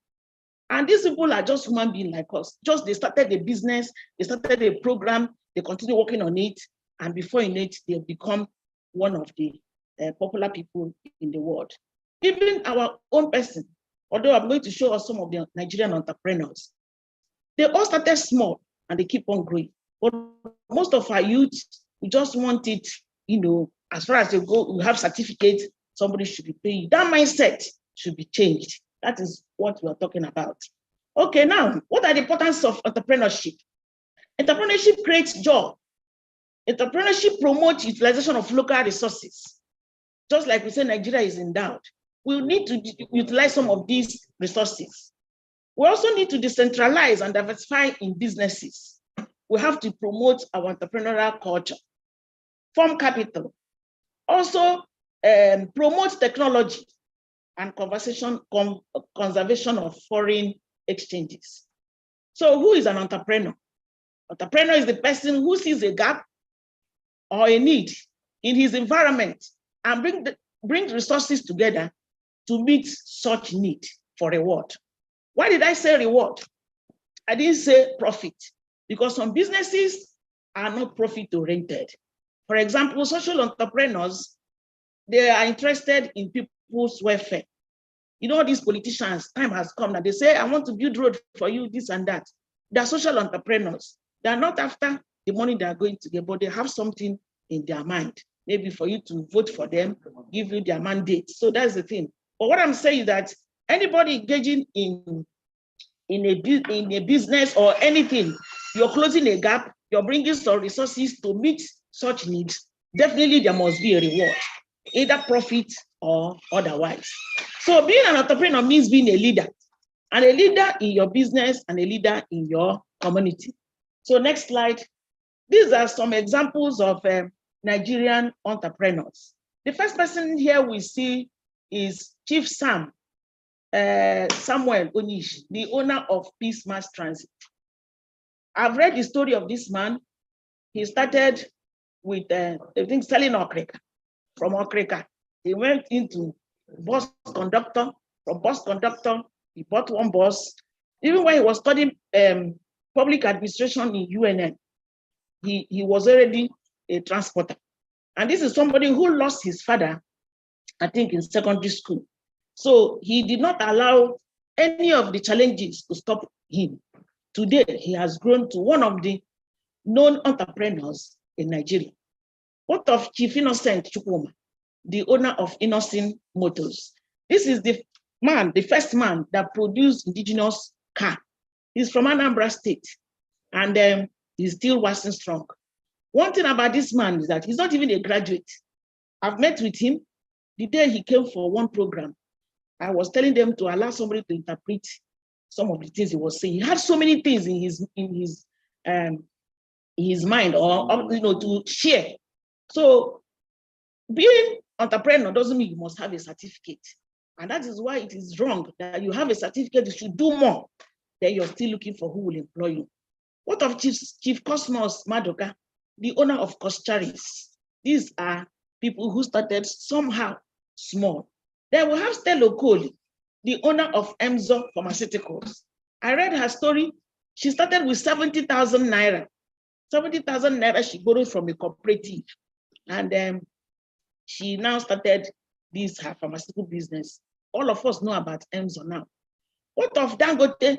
Dangote is from a rich home, but there are many rich people who are children who are also useless because they allow the father's richness to enter their, to disorganize them. So what are the characteristics of entrepreneurs? Characteristics, we have vision and focus. We also have, you have to set a goal. You must be result-oriented. You must motivate yourself, self-motivation and self-confidence. If you want somebody to motivate you to go into business, then you're making a mistake. You must motivate yourself. That is one thing about entrepreneurs. Even when there are challenges, things are not going. You started one business, you fail, you will not take it that way. You continue, struggling until you get it right. You must take risk. There's no business without risk. You must take risk. That is one thing about business. Then you also have to know how to manage yourself and time. Entrepreneurs need to manage time because time is very, very important in business. That's why they say time is money. So you must know how to manage your time. Not when you're supposed to go for business, you're there gisting about Chelsea and Man U. You're there talking about Buhari and all the rest. You should mind your business. There are times, we say we have 3 types of time. We have productive time, the time you're supposed to do something to gain any living. We also have recreational time. That time you can now relax with your family. And we also have rejuvenative time, the time you have to meditate, think about yourself. So, but you must know how to manage this time very well. Don't use your productive time for recreation or whatever. You must work hard, persevere. You must have this leadership quality. It's very important for an entrepreneur. You can never succeed without having this leadership quality. You must be able to influence others. You must live by example. I was opportune about some years ago to be one of the mentors in a program called You Win. So I was mentoring one woman. She got a grant. That time Jonathan was the president, to establish a restaurant and a hairdressing salon. But the business plan was that she's going to use solar. So she was given the grant, 10 million naira, that was given interest tranches. This woman failed. Why did she fail? Because she lacked leadership quality. When I went for inspection, some of the staff or the employees told me that Madam doesn't come to work till 1 o'clock. So if they have seen you living that kind of laissez-faire life, they will adopt that way. So this woman continued on that. That 10 million naira didn't take her anywhere. She's still a civil servant now. But one of them in Enugu started bread making. And that woman resigned from bank, focused on that bread. Now she supplies bread to Parkland Hospital. She's a very rich woman. I'm still in contact with her. She has many bosses delivering bread for her just because she knows how to lead. She has the drive, she has the energy. Entrepreneurship, you need to be creative and innovative. Entrepreneurship is not as it is today, so shall it be forever. No. Entrepreneurship is about new things, new ideas. That's why you see new designs of clothes. They'll just add one thing or the other because human beings like something new. As far as you have this ability to be adding something new to your business, you will excel. Another important point is human relation, loyal and supportive. You cannot succeed as an entrepreneur if you lack public relation or human relation. You need to relate with people. Don't be a wicked person. Don't ever frown. Entrepreneurs do smile. Even if the going is not good, you smile because smile attracts customers. But once you're frowning, it repels. So, and you also have to be emotionally stable. Do not allow what happened to your family to bring it into your business and you start quarreling with everybody. We have types of entrepreneurs. We have self-employed. There's one thing about people. They thought if you're not being employed, you're not an entrepreneur. I was in a radio program. 2 youths were also engaged as I was. And they said, they're not employed though. And I asked, what do you do? They say, I'm a blogger and this and that. So they are doing something on their own, but for them, they're not employed because they don't see self-employment as an employment. So we have people who are self-employed. We have opportunistic entrepreneurs, those who cash on opportunities, and also they are just a temporary entrepreneurs. As we know, we have screening around. You see people converting even their cars to transport business. We have investors, those who put money and wait for some time and also gain profit. We have pattern multipliers. These pattern multipliers are dangerous people. They don't have ideas of their own. But if you have any idea, just mention it. They'll copy it. We have acquirers, those who acquire maybe businesses that are going down. Buy, sell artists. They buy, keep, and sell. We have speculators. Those are into real estate. We have entrepreneurs. Like this university is our own entrepreneurship, but there are many business people inside this place. That is entrepreneurs, building a business inside a business.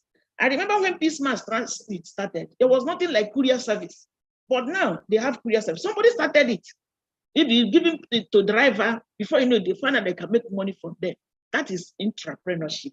You're doing a business inside a business. We have franchisee, those who can now use somebody's name to establish a business. I also know that when Peace started, many people were not, he wasn't the owner of the cars.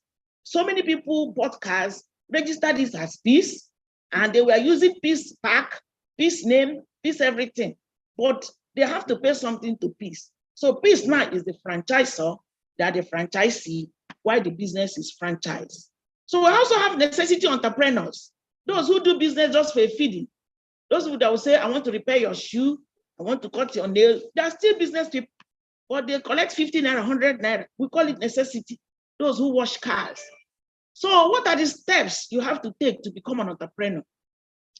You must undergo some apprenticeship under someone or a process. You have to learn a skill. You also have to seek counseling and information from people.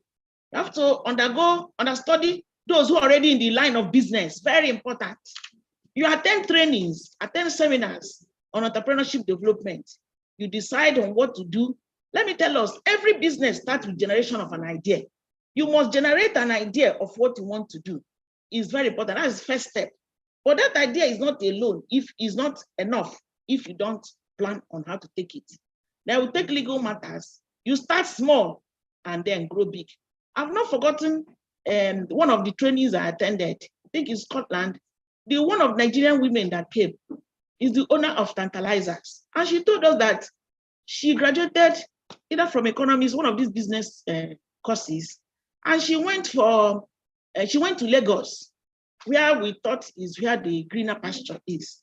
She stayed for 1 year, no job, until somebody gave her an idea and said, you have to start cooking moi moi. She saw it as an insult. How can a graduate of economics start cooking moi moi? Is it not an insult? So you have stayed for 3 years, yet you're still looking for a job. So she thought it was a joke. She was encouraged and she started just with 500 naira. I've not forgotten that, with 5 cups of beans. We all know about Tantalizers today. That was how she started. Before you know it, as if it was just like you need to tap on this. She started expanding. I think in 2013 or 2014, Faculty of Social Sciences in this UNN had a conference. And one of the, I think the guest of honor was the deputy CEO of Tantalizers. I saw the paper, and that is the woman's husband. Because the woman told us that she got married after she has established that business. And the man came and gave them 2 million. I told myself, this is Tantalizer's money, because she was already doing the business before the man now came. So what am I saying? Don't worry about your capital. Start small, then you grow. The only thing you need to do is get a good idea. Now, what are entrepreneurial skills, which is very important? Entrepreneurial skills acquisition is the knowledge and expertise in skills that enhance the entrepreneurial personal livelihood through their involvement in enduring business startup that can further enhance employment opportunities and promoting economic development and growth. Entrepreneurial skills range of, is about so many areas. It has to do with technical skill, leadership skill, business management skill, creative thinking. And you can apply this skill in different areas, of living. For instance, a business owner, you may need to develop your business management skill. I have something on the screen. This is about two animals. I like using these animals. These animals, they are created by God, and they all have their skill. We know that the lion is a carnivorous animal that live on other animals. There's a saying, no matter the economy in the jungle, the lion will not eat grass. That means the lion must eat another animal. And we have another animal there. This is the antelope, who has the skill of running fast. He's one of the fastest running animals. Now, let me create a scenario, because I'm talking about skills now. These animals, let me assume that they just came out in the morning without applying their skill. They just prayed. And the lion said, I want to eat, just like we pray. Lord, give us this day our daily bread. They just finished praying and stayed one place. The antelope, on the other hand, got up and said, Father, this is a new day. I want to go out. You say we shall go and come back. Nothing will happen to us. I don't want to die. I will live to declare your goodness in the land of the living. These are wonderful prayers. But let me tell us, life is not all about that. It's about practical, what you do. So assuming this lion, after praying, he did not do anything, he will not eat. Or this antelope, after praying, he see lion without running, he will be devoured. But assuming the antelope, after praying, and he now heard maybe lion is roaring or any sign, has applied his skill of running very fast, he will escape. And when he escaped, he will thank God for answered prayer. But there's something he did, that is action. He took action for his prayer to be answered. So that's one thing I want to tell us. Nigeria is bad, the economy is bad. What action are you taking to make sure that you overcome this kind of economy? The other day I was passing, I saw people, somebody had built, I think, 3-story building in 1 year. I was like, where did this person get me? We're still in the same Nigeria. People are doing other things. We're still in the same Nigeria, where people are complaining. So you find that some people are taking extra action. You need to do something extra. You need to leave your comfort zone. I also have another animal, the leopard. The leopard is not an aquatic animal. He is a land animal. But when the leopard wants to eat, you find that the leopard will jump into water to catch his food. What does it mean? You must leave your comfort zone at times for you to succeed. Don't be too comfortable where you are. You've not arrived. You're living in a flat. You've not built your own house. You are not there. You are still jumping taxi. You are not there. You need to do something. Take action. Some people say act is action changes things. You must act for things to change. So what am I saying? It is not about what you say. It's not about what you wish. It's not about what you intend or what you hope. I want to be this and that. What you do really matters. And that's what we say. You must take this entrepreneurial action for you to succeed in life. Having a certificate is wonderful, very, very wonderful. And that is why if you're a postgraduate student, it's an advantage to others. I've seen students, when I was in entrepreneurship training in NYC, one of the girls that time received an award. What did she do? Or what did she did that time? She went and saw where people are building, you know, all these laborers. I think it was a very high, tall building. She went and got akara, packaged it with bread and a coke, tie it, and came to the site. This girl continued selling until the attention of NYC was caught, and she was awarded, and she made a lot of money. That is, instead of being idle, she started thinking of that way. The first time I saw packaged gari was also that NYC. Somebody just packaged gari, put sugar, put granite in Abuja, and was going from office to office. Why is it like that? Because there's a way you package your own as a graduate, it looks different. That's why. There was the time Peace came and he said, Peace, and that is only, she said, if your mother trained you with tomato selling, as a graduate, repackage it as a graduate way and begin to sell the same tomato. You're still going to make it high. So what am I saying? You cannot use prayer to replace laziness. If there is no action, no investment, there will be no return. There must be something you do. You don't just set goals. You must hunt it. That's one thing. You must hunt for your goal for you to get it. And it needs a lot of hard work. Just as I have mentioned, you must hunt it. You must hunt for your goal. We have types of entrepreneurial skills. You may choose one: business management skill, teamwork or leadership skill, communication and listening, customer service skill, a lot of them. Technical skill, interpersonal skills is very important. Interpersonal skills is what keep a business person going. What is interpersonal skill? You must know how to relate with people. In fact, if you want to be a successful entrepreneur, you must have this skill, how to accommodate others. There are people, they don't like dealing with people, other people. You will fail. You must accommodate others, because in the business world, you see people who are, with different characters. But if you have this skill of relating with people, calming down, knowing how to handle them, then you will succeed. All right. How do you improve your entrepreneurial skills? It's just like being an entrepreneur too. You attend seminars, you attend entrepreneurial programs, workshops. There's no education that is a waste. You must learn something. You also, if it's possible, during long vac, what people who understand entrepreneurship do is to maybe engage their children in one skill or the other. This long strike, many people acquired one skill or the other, and it wasn't a waste. By the time you know it, they will start working on them even after graduation. So if you're a parent or even as an individual, once you have any space, please engage in any articleship or apprenticeship. Is very good. What are the effective ways to build entrepreneurial skills? You have to take a different path. What is different path? You have to be creative. I don't like people when their brain, especially women. In fact, my special area is women entrepreneurship. Why am I interested in women entrepreneurship? Because some women, their intention is that once I get married, my husband will carry the whole load. My own is to be taking care of the children. You fail. You fail. A woman is supposed to be creative, supposed to be entrepreneurial. Let me tell you, when you are productive in your home, you gain respect. If you're not productive, you're like a parasite.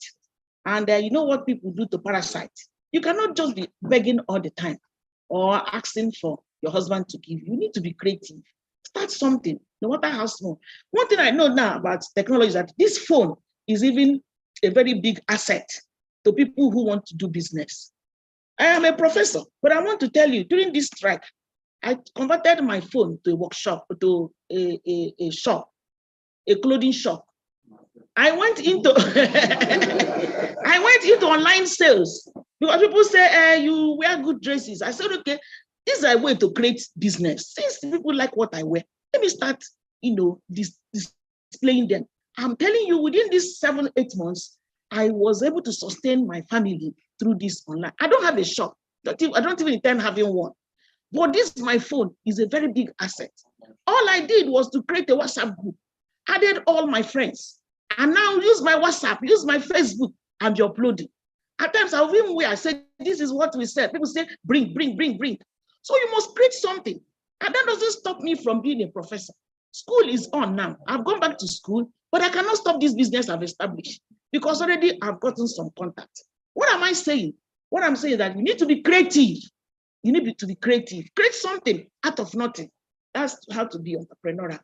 Then you start small and grow big. This business, I started with nothing. All I did was to connect with those who sell. I said, can you give me this or give me your pictures? As I upload, anyone they demand, I will now send to you. So when you demand, I say, please pay. You pay. I'll use the money you pay to get it and take my profit. So you don't even need too much money. All you need is idea of what to do. Then you now start business. So like I said, you don't need a shop. You don't need capital. All you need is idea. Then you now start your business.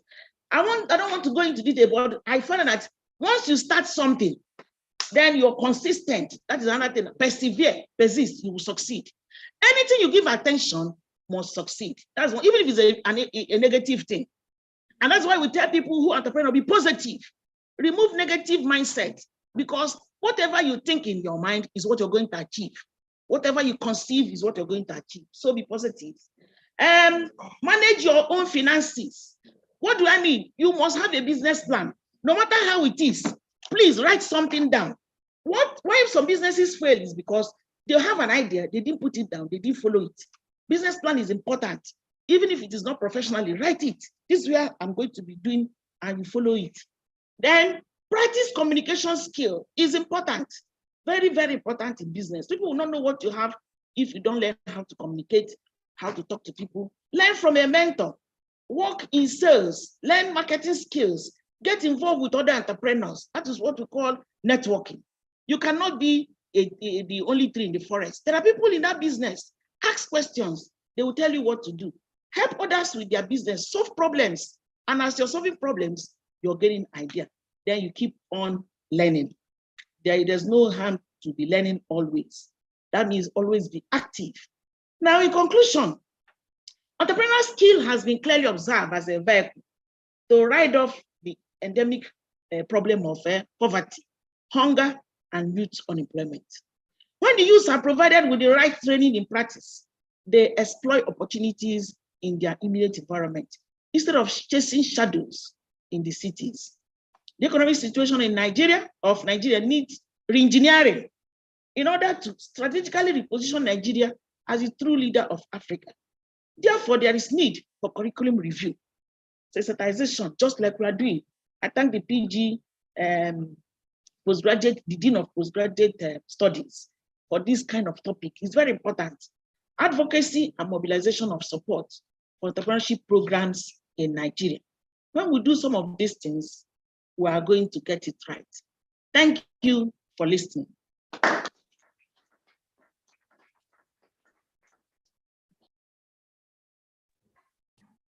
Thank you very, very much. You must agree with me that Prof did justice to this. I want to thank the School of Postgraduate Studies, the Dean, and the team that organized this. This is more of a seminar or workshop, and we're getting it free. All thanks to the University of Nigeria. This is what we do. And this is free of charge.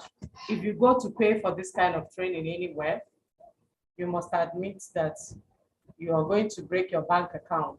But today we're getting it all free, courtesy of the School of Postgraduate Studies, University of Nigeria. Thank you very much, Prof. We're moving past the next. The program is a talk by the University Librarian. It might interest you to know that the University of Nigeria has the biggest library in sub-Saharan Africa, both in content and in stature. And as postgraduate students, it's all about research, like I said earlier, and you cannot do research without visiting the library. And we have in our midst this morning the librarian of the University of Nigeria, in the person of Dr. Mrs. Promise Ilo, and she's going to be taking us on optimal use of library resources in modern research. May I, at this point, invite Dr. Mrs.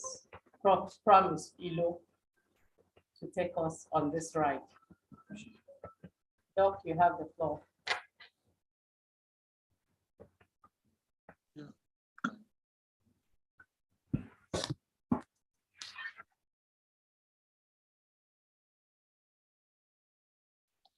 Good afternoon, everybody here seated. It's my privilege to have this opportunity to make a presentation for the PG students 2020-2021. I captioned my topic, a new attitude to effective learning in the 21st century, exploring the wealth of resources available in Nnamdi Azikiwe Library, University of Nigeria, Nsukka. Yeah, this is a presentation by the university librarian. The university library does a lot of things to help drive the University of Nigeria towards the restoration of the dignity of man. And if you look at the picture there, you can see we're pushing together, and the library is pushing towards this restoration of the dignity of man by supplying books, making books available for teaching, for learning, and for research. And we all know that the library is the hub of all academic activities done in the University of Nigeria and every other university. I started with this quote: libraries store the energy that fuels the imagination. They open up windows to the world and inspire us to explore and achieve and contribute to improving our quality of life. This is a quote by Sidney Sheldon, and I proceed. The University of Nigeria Nsukka Library. The University of Nigeria Nsukka operates a multi-library system at the campus locations, namely the Central Library here in Nsukka, the Enugu Campus Library, and the College of Medicine Library in Itukozala. We also have branch libraries located in the faculties and some departments. I'm not going to mention all of them, but we have one in the Faculty of Education, Faculty of Agri, Faculty of Engineering. We also have departmental libraries, like the one existing in the Department of English, Library and Information Science, and many other departments. When you come to the main library, which is located here in Nsukka, we have some divisions. These divisions help us to be able to render services. Some of the divisions are like the kitchens, where we do the cooking, where we do the cataloging, the classification, the acquisition, and the rest of them. We also have some divisions that are reader services divisions. The collection development division, the technical sciences division. These are like the kitchen where the cooking is done before the food is brought out to the dining table. The public services division is one of the dining tables where you bring out food and people come there to see what you have and eat what you have.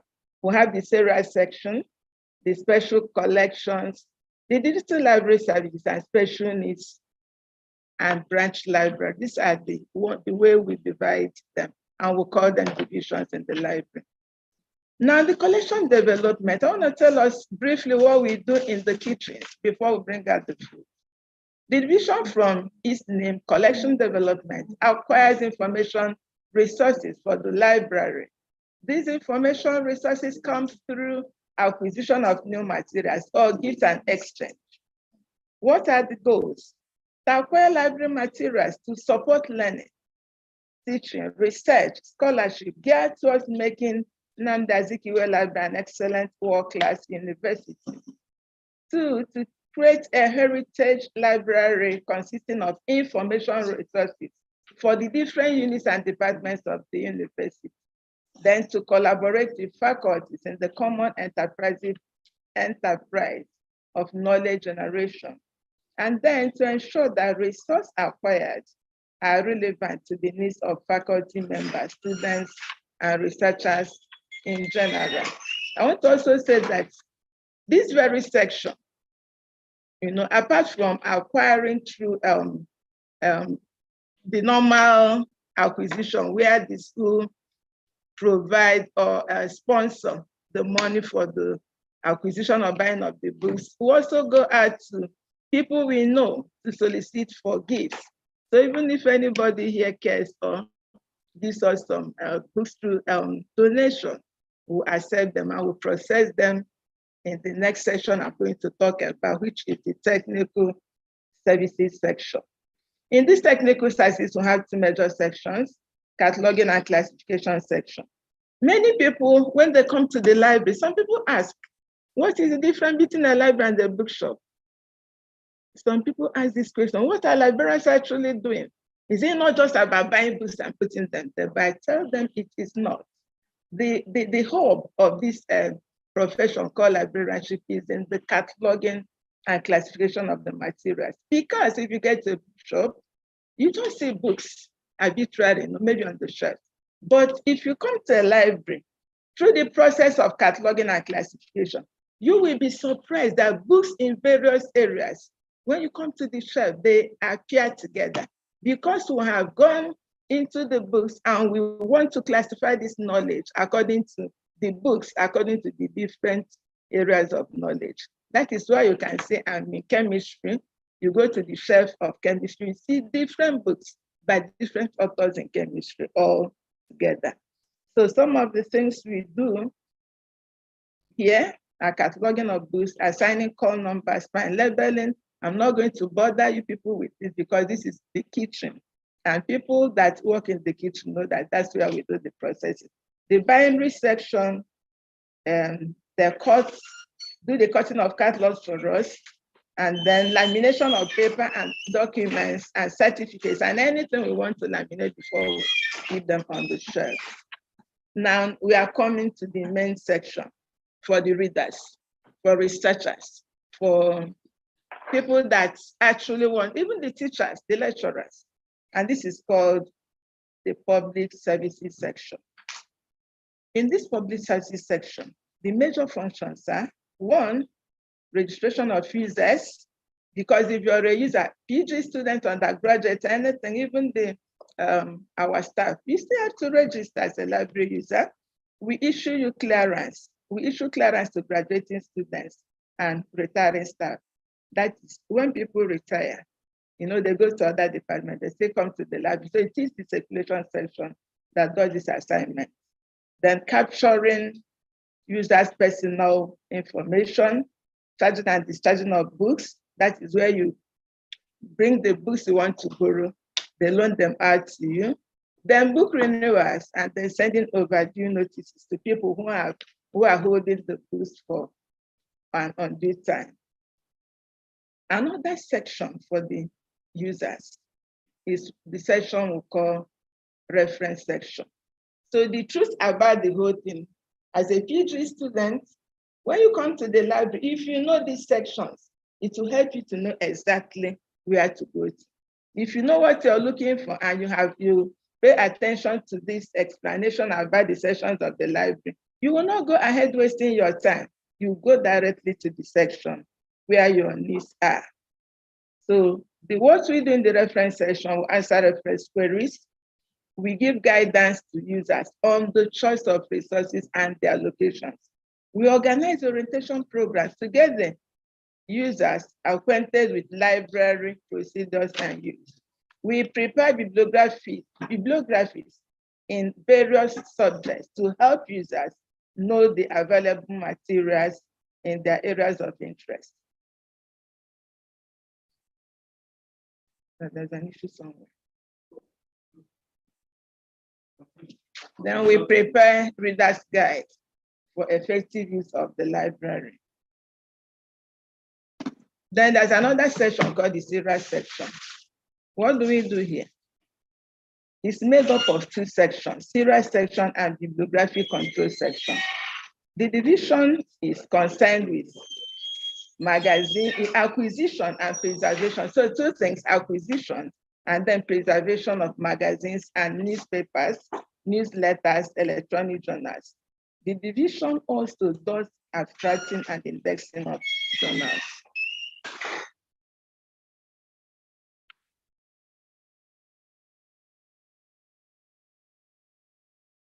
Okay, so part of the serial section is the newspaper section. And this newspaper section indexes newspaper and magazines. For instance, if there are some topics that are trending, and maybe you don't know the exact paper where it is, you can come to the library and ask.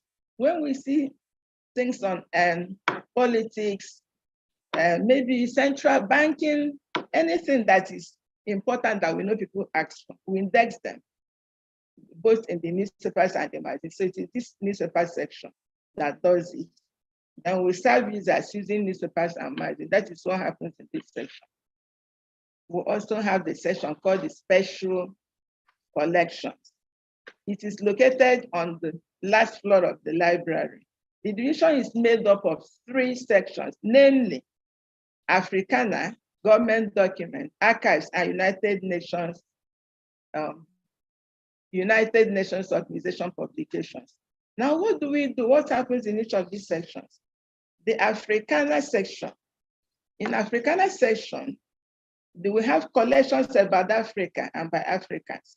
This section also has these Africana materials, including fictions, books in different subject areas, rare publications, and students' projects, theses and dissertations.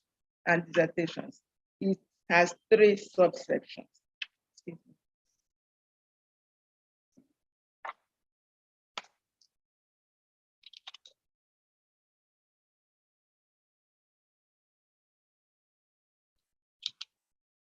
So the special collections, let me talk about Biafra.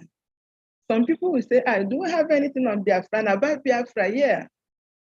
Here we have a collection of documents about Nigeria, about Biafra, about the Civil War, right from 1967 to 1970. You can get things about the war, about other things that have happened in Nigeria, even about the things that happened during the war. You can get them in the Biafra section of the library.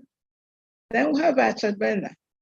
In Achebena section, it's just a unit that has these materials about Achebe, Chuno Achebe. I'm sure one about Chuno Achebe. So materials written by Achebe and written about Achebe are the things we have in Achebena. Most of Zikiana. Some people don't even know there's anything about Zikiana. Section called Zikiana in the library houses the resources about the late Dr. Nanda Zikiwe. Each section has in its custody collections of unique resources that enhance scholarly communication. Then we have these special collections where we have government documents and archive section. It has in its custody collections of Nigerian documents, Nigerian government publications, and archival resources, even very old documents that you might not even think of. You get them in these special collections. Because of the nature of the collections, we had decided to put them in a special section called special collections. So these are products of day-to-day activities in Nigerian government, even very old documents, output of Nigerian government. You can get them in the special collection. We also have a section called United Nations publications. These are documents on World Health Organization, UNICEF, UNESCO, and all these other United Nations documents. This section is a depository of publications of the United Nations Organization. So the section collects, when things were better, they just bring the government documents. Now we have to write and make requests before we get them. But the most important thing is that we still have them in the library. The section collects and keeps unique materials on current events in the world. Materials in this section are mainly research works and books from United Nations agencies. We restrict the use to postgraduates. So this is a section for postgraduate students, for final year students, for staff and some external users. Because, well, the undergraduates also come here, but most of them, they don't have many things to do here. Then it also interests you, our PG students, to know, because this period we are in is the 21st century, where students don't clamor for print resources, but mostly for digital resources. And so we cannot be blind about what is happening in the century. So we also want to go, we have also gone into what we call hybridization of resources. And what do I mean by this? Is a hybrid library we have, Nnamdi Azikiwe Library, where you have print resources and you have digital resources. That means if you don't want to use the print resources, you can also use the digital and electronic resources. So here we'll have access to several databases. This is where we did the Turnitin, that is plagiarism check. We also have photocopying, printing, and scanning services because we have internet services here. In case there are things students want to solve the internet, to explore the avalanche of resources available on the internet, they have opportunity in the digital library of University of Nigeria, Nsukka. This is also where we have the, we do a lot of workshops here because we have enough computers here. The institutional repository is also domiciled here. I hope we know the institutional repository. We will still, soon we will start asking us to submit our materials, our research output, so that we can upload them, digitize them. Even the ones that are online, we can upload them on the institutional repository and give you visibility and give the university the visibility. In this session, we have also the online public access catalog, OPAC, though for some time it has an issue, but we're trying to rectify. With this OPAC, you can also, at the click of a button, you see all the materials we have and then know where to get them on the shelves. It's important for us to know the library opening hours. Mondays to Fridays, the library opens from 8 a.m. to 10 p.m. Saturdays, 8 a.m. to 8 p.m. Sundays, 2 p.m. to 6 p.m. under normal circumstances. But to be candid for now, because of the insecurity issues in town, we don't allow people to stay in the library to 10 p.m. We are still making arrangements to see if there will be opportunities to at least convey them to their nearest bus stop. That is the time we can proudly say, okay, stay in the library and work till 10 p.m. Library rules and regulations. For the staff, for the PG students, for the undergraduates, every library must have rules and regulations. Otherwise, the materials will be bastardized. What are our rules and regulations? 1, do not enter the library with your bags. Always surrender yourself for search while leaving the library. Do not drink or eat anything in the library. Leave all consulted books on the table. Yeah, people have asked us in the past. They come to us and say, Ma, why will we leave the books for you on the table? You are not our servants. We want to share the books. No, because the users do not know the class marks, the appropriate shelves, how to do shelf reading. These are professional aspects of the work. So we say, okay, we are here to serve you. Even if you have brought 10 books from the shelf, don't worry, leave them on the table. We do the shelf them because we know how best to do that. Do not write or mark any book inside any mark or make any mark inside the book. Even if you are reading a book and you find a particular part of that book interesting to you, please do not mutilate it by marking anything inside. Do not make noise or wear noise issues to the library. Do not go out of the library with books that are not properly charged. Dress decently while coming to the library. There's a particular thing we did. I did it when I was in school. I don't know many of us here did it, and I don't know how many PhD students are doing it. When you come to the library and there's a particular book that is of interest to you, that book, you may take it, maybe if you're in library science or your medicine, you might want to take that book from the shelf, that where the proper location on the shelf, and hide it somewhere so that when you come tomorrow, you go there and pick it. People have been doing that. I did it, but now I know it's wrong. So I encourage us, do not do that, so that other people can have access.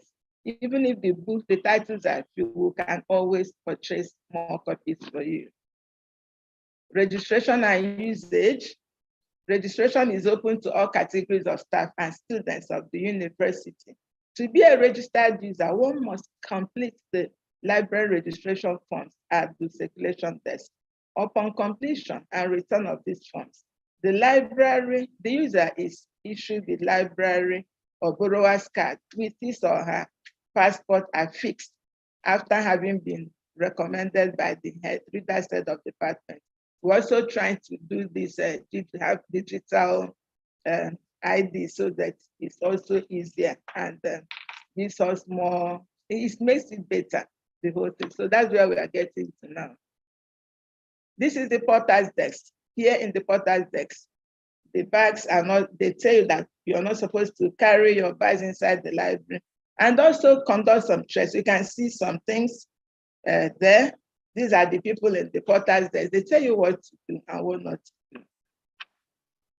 What happens at the porter's desk? Students are start to present their library cards. External users present introductory letters. Then users make general inquiries.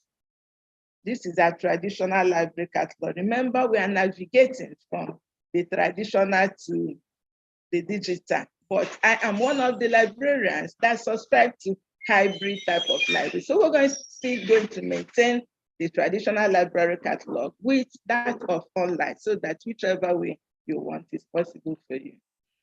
This is a typical OPAC, online public access catalog.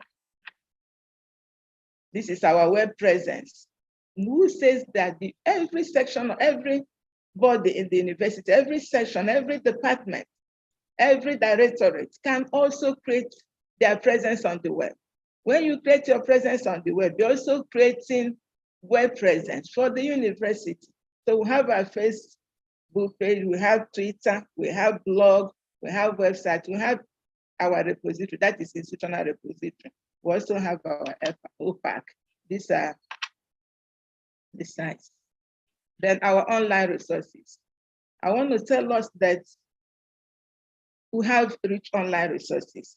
The university has continuously renewed the Research for Life, which contains a lot of resources, like in Agora, Hinari, Oare, Trastor, ADI, and the rest of them. For the username and passwords of these databases, you can always contact the digital librarian. If you have them, then you give them from the comfort of your homes, your hostels, even from your lecture rooms. You can always, if you are on the internet, you can access our resources. These are some of the online resources that and their addresses. We have even the OPAC, that's open access. There are open access journals, journal samples. So what we do is to go online and then collect different online journals and online books, and then we create them, we put them under our own online resources so that users can have as many online resources as possible. This is our computer room for the PG students.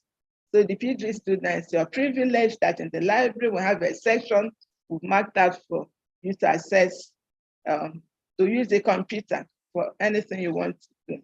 A good number of computers for advanced search, for senior researchers, even for the lecturers.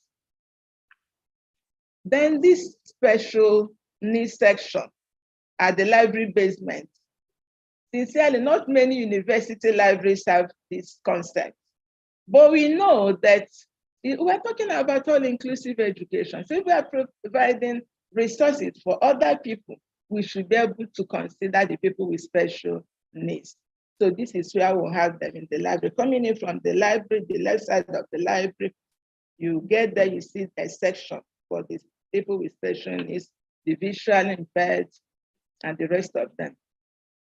You can see a woman. This woman has restrictions using the main library, but she can use the section with this, for the special needs. There's no way this woman can climb this staircase on her wheelchair. So what we do, even in that special needs, we have some library staff that help the people with special needs. If there's any material that they want in the main library, they help them to lift up their wheelchairs and get to the library. But that we, as librarians, also advocating that in recent times, that when libraries are being built, there should be consideration for people with special needs, so that we are not just excluding them, because they also want to have information like other people. You can see this is a library staff. Even this person wearing glasses, he's a blind person, but it's also a staff of the library. So you can see it also making use of the library and helping others to know how to make use of the resources in the section for the people with special needs. This is our library staff. He's actually doing something. He's repackaging information through scanning so that other visually impaired people can access these materials using the Braille. This is another one, reading a textbook in Braille. So what we are trying to say, if there's any PG student that has any disability, the person also has access to use the library resources. Bringing this lecture to an end with this quote. Do you want weapons? Do you want weapons? They are in the library. Books are the best weapons in the world. The library room is the greatest arsenal we could have. Arm yourself. Thank you for listening to this. Thank you. I'm talking of weapon of books. Thank you very much, our librarian. Our online audience, you can agree with me that we've taken a tour to the university library. Thank God for technology. We have virtually seen the University of Nigeria's library. And I urge you to grab your weapons now. Thank you very much for that. We'll be hearing very soon from the Director of ICT. He will be taking us on ICT tools available on campus for postgraduate study and research. ICT tools available on campus for postgraduate study and research. And the Director of ICT is Mr. Paul Orano. We have him here, and we say, sir, please, you have the floor. Okay. Thank you very much. I wish to stand on already established protocols and go straight into my presentation because I know time is of essence. Can I be allowed to share my presentation? Yes, you're allowed. Why not? Okay.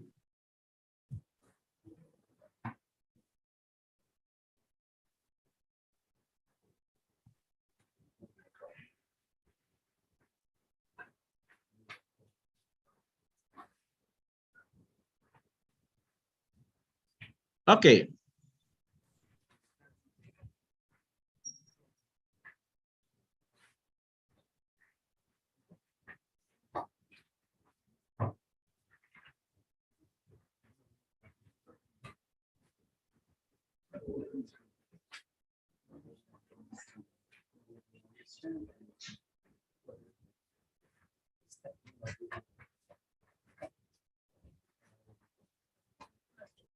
Thank you very much. So I hope you are seeing my presentation.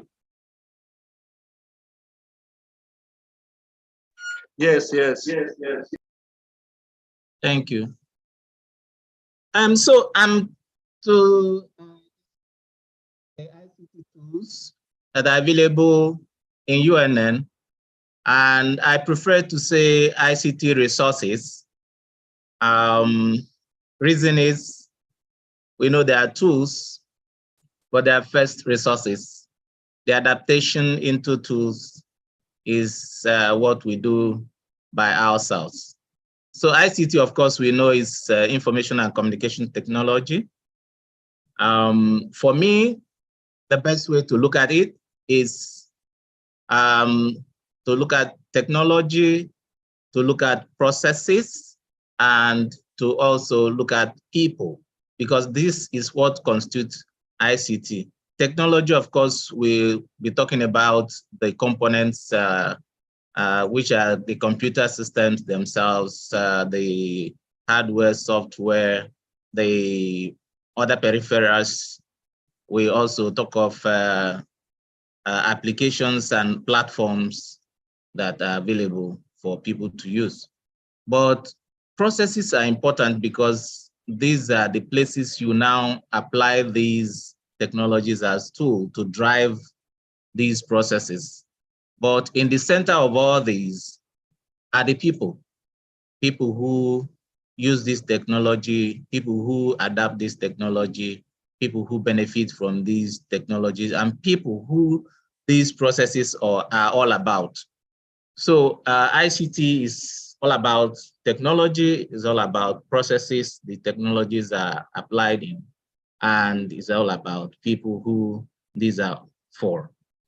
For me, ICT offers us the most effective cutting-edge tool and technology that aid in teaching, learning, and research activities. It also provides us with platforms for the lecturers or supervisors and researchers and students to engage and interact and share information. For ICT to make meaning to anybody, it depends on how you adapt it to yourself, to your use, to your situation, to your process. And that's why I always say that no matter what definition ICT is given, no matter whether you call it tools or resources, it is what you make it to be.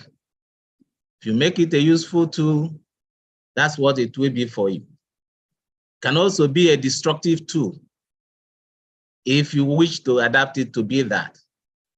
So most of the time today, I'll be pointing out to us how we are going to make them very useful tools for us, especially the graduate students who are coming to study in the University of Nigeria. So before I talk of the specifics, that's the resources that are available in the University of Nigeria ICT-wise, I will be talking about the resources that are available for education, ICT resources that are available for education, because we are not living in isolation. Whatever is available for education here is also available other places.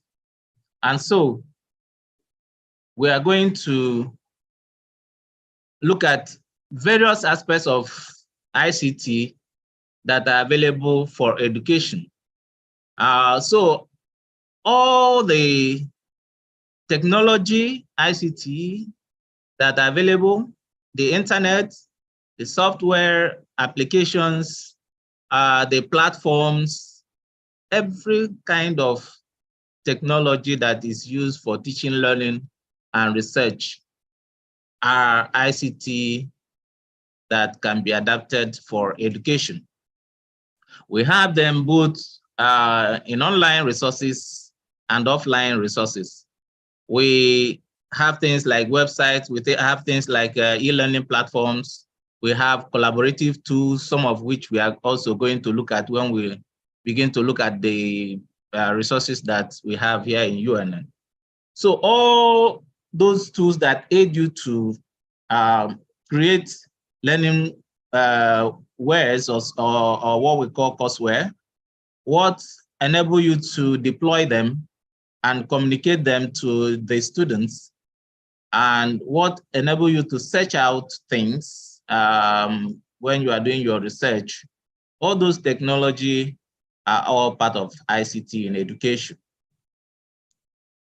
We also have the ones that are specific in UNN. We have our UNN website, our official website, which is www.unn.edu.ng.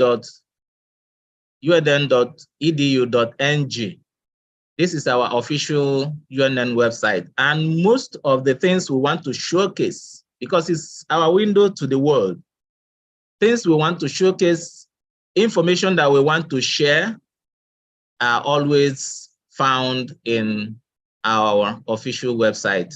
Like I said, it's www.unn.edu.ng. So every student, whether undergraduate or graduate students, should know that this is a place that we must always go. It's available to everybody, it's open to everybody. So we should look at them from time to time. University, usually we advertise upcoming events, especially the ones that they want the entire university community and beyond to access. We also try to showcase what we have, things we want outside world to consume. That's why we say it's a window to the world.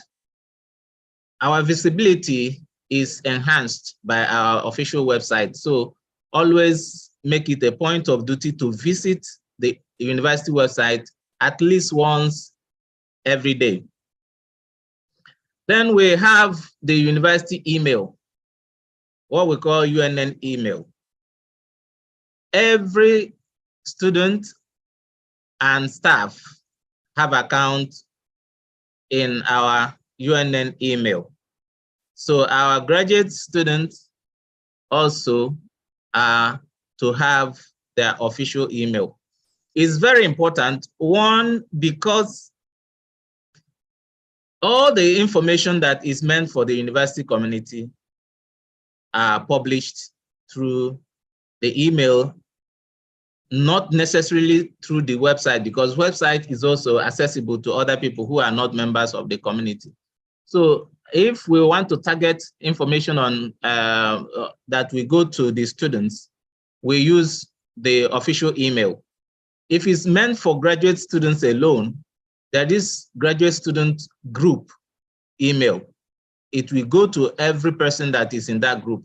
If you don't have UNN email, or you are not active, or yours is not active, then you won't be able to receive these notices and news or official communication that go to graduate students. So one of the things that you must do as soon as you settle down to study here is to make sure that you have active official UNN email. It is free. It is not subscribed annually. You get it once you are registered, and it remains with you until you graduate. We use it for sharing information, but also coming with it, because it's powered by Google, other apps that Google provide to the users. So we have a lot of Google apps that are tied to your account, your email account. And we're going to look at some of them before the end of this presentation. Of course, we know that you can manage contact with this because you are in a community and the other users are also available for you to manage if you have things to share. So you can have chat with groups you've created of people who are also in the university email. And there are so many good uses you can put this to if you have an account. And like I said, you should, because it's actually mandatory that you have it for your benefit mostly. Then apart from the university email, we also have internet resources available to all members of the community, staff and students alike. Our internet resources is called Lionet. You know, everything in the University of Nigeria is revolving around the Lion. So our internet is also called the Lionet. We have Lionet resources spread across all our campuses, Nsukka, Enugu, and Ituku. We have both wired and wireless solutions that we have deployed. and they are available across the campus geographical spread. If you have an account that gives you access to the university internet, you can log in at any point that you find a signal available across the campus, and you will be connected to the internet. So you are not restricted to any geographical location in terms of access to the internet if you are if you have an account. And every student and every staff by right is availed with this account. So another thing you need to do when you register is to get the Lionet account that will enable you to log into our network and have internet available to you. Of course, there are some areas on the campus where the internet is open and you don't have to log in to browse, but there are very few. Most of the places you need to log in. Therefore, you need your account to be active for you to log in. So as soon as you are done with your registration, get your Lionet username and password so that you can log in wherever you see the signal. It's your right. You paid for it. Our Lionet is, like I said, available everywhere. So if, for instance, you are living in the postgraduate hostel and the Lionet there is for any reason down, you can walk into any other place where you have signal and you can connect. The librarian has mentioned that there is a space for the postgraduate students to do their research in the library. There is also a place for digital resources in the library. All those places we have internet available in them. So if you must, or for whatever reason you can't get it where you are, you can go to any of these spots. Of course, across the streets, there are places you can walk by and you see signal, you can easily log in and do what you want to do if it's what you can do there on the go. Then we also have platforms for learning. We have the ones that are free. We have platforms for delivering teaching and learning resources and for collaboration. There are those that come with our account, our Google account, which I mentioned earlier, that is powered by our email account, which is powered by Google. And those are free. Google Meet is one of them. You can use Google Meet as your platform if you wish. But we also have Zoom license. University of Nigeria has Zoom account, which is available for educational purposes. If you're doing anything that is official teaching, learning, and research, this is available to you. It's our official Google account, and is not like the free one that limits you to 45 minutes, and then of course you don't have a lot of other control. This one is limitless in quote, and is available for graduate teaching, learning, and research as well. Of course, that's what we are using for this program we are in now. So that is also available. You should be aware of that. In case you are organizing any official teaching and learning activity, you can ask for it and we make it available to you. You can also let your lecturers know in case some of them don't, and encourage them to use this because it makes the business of teaching, learning, and research more comfortable, since you can engage from remote places and virtually from anywhere without a restriction. Okay, so these are resources that we have or tools, as we mentioned earlier, that are available in UNN. Of course, this is not exhaustive. There are other things. There are so many other resources that are available that I can't exhaust here. I just mentioned the popular ones.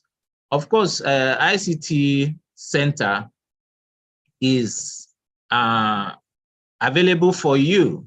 We have our customer care services. So if you require something that you are not sure whether it's available or not, if you shoot us a mail or you put a call across to us, there are some phone lines on our subdomain on the university website, ICT subdomain, how you can contact us.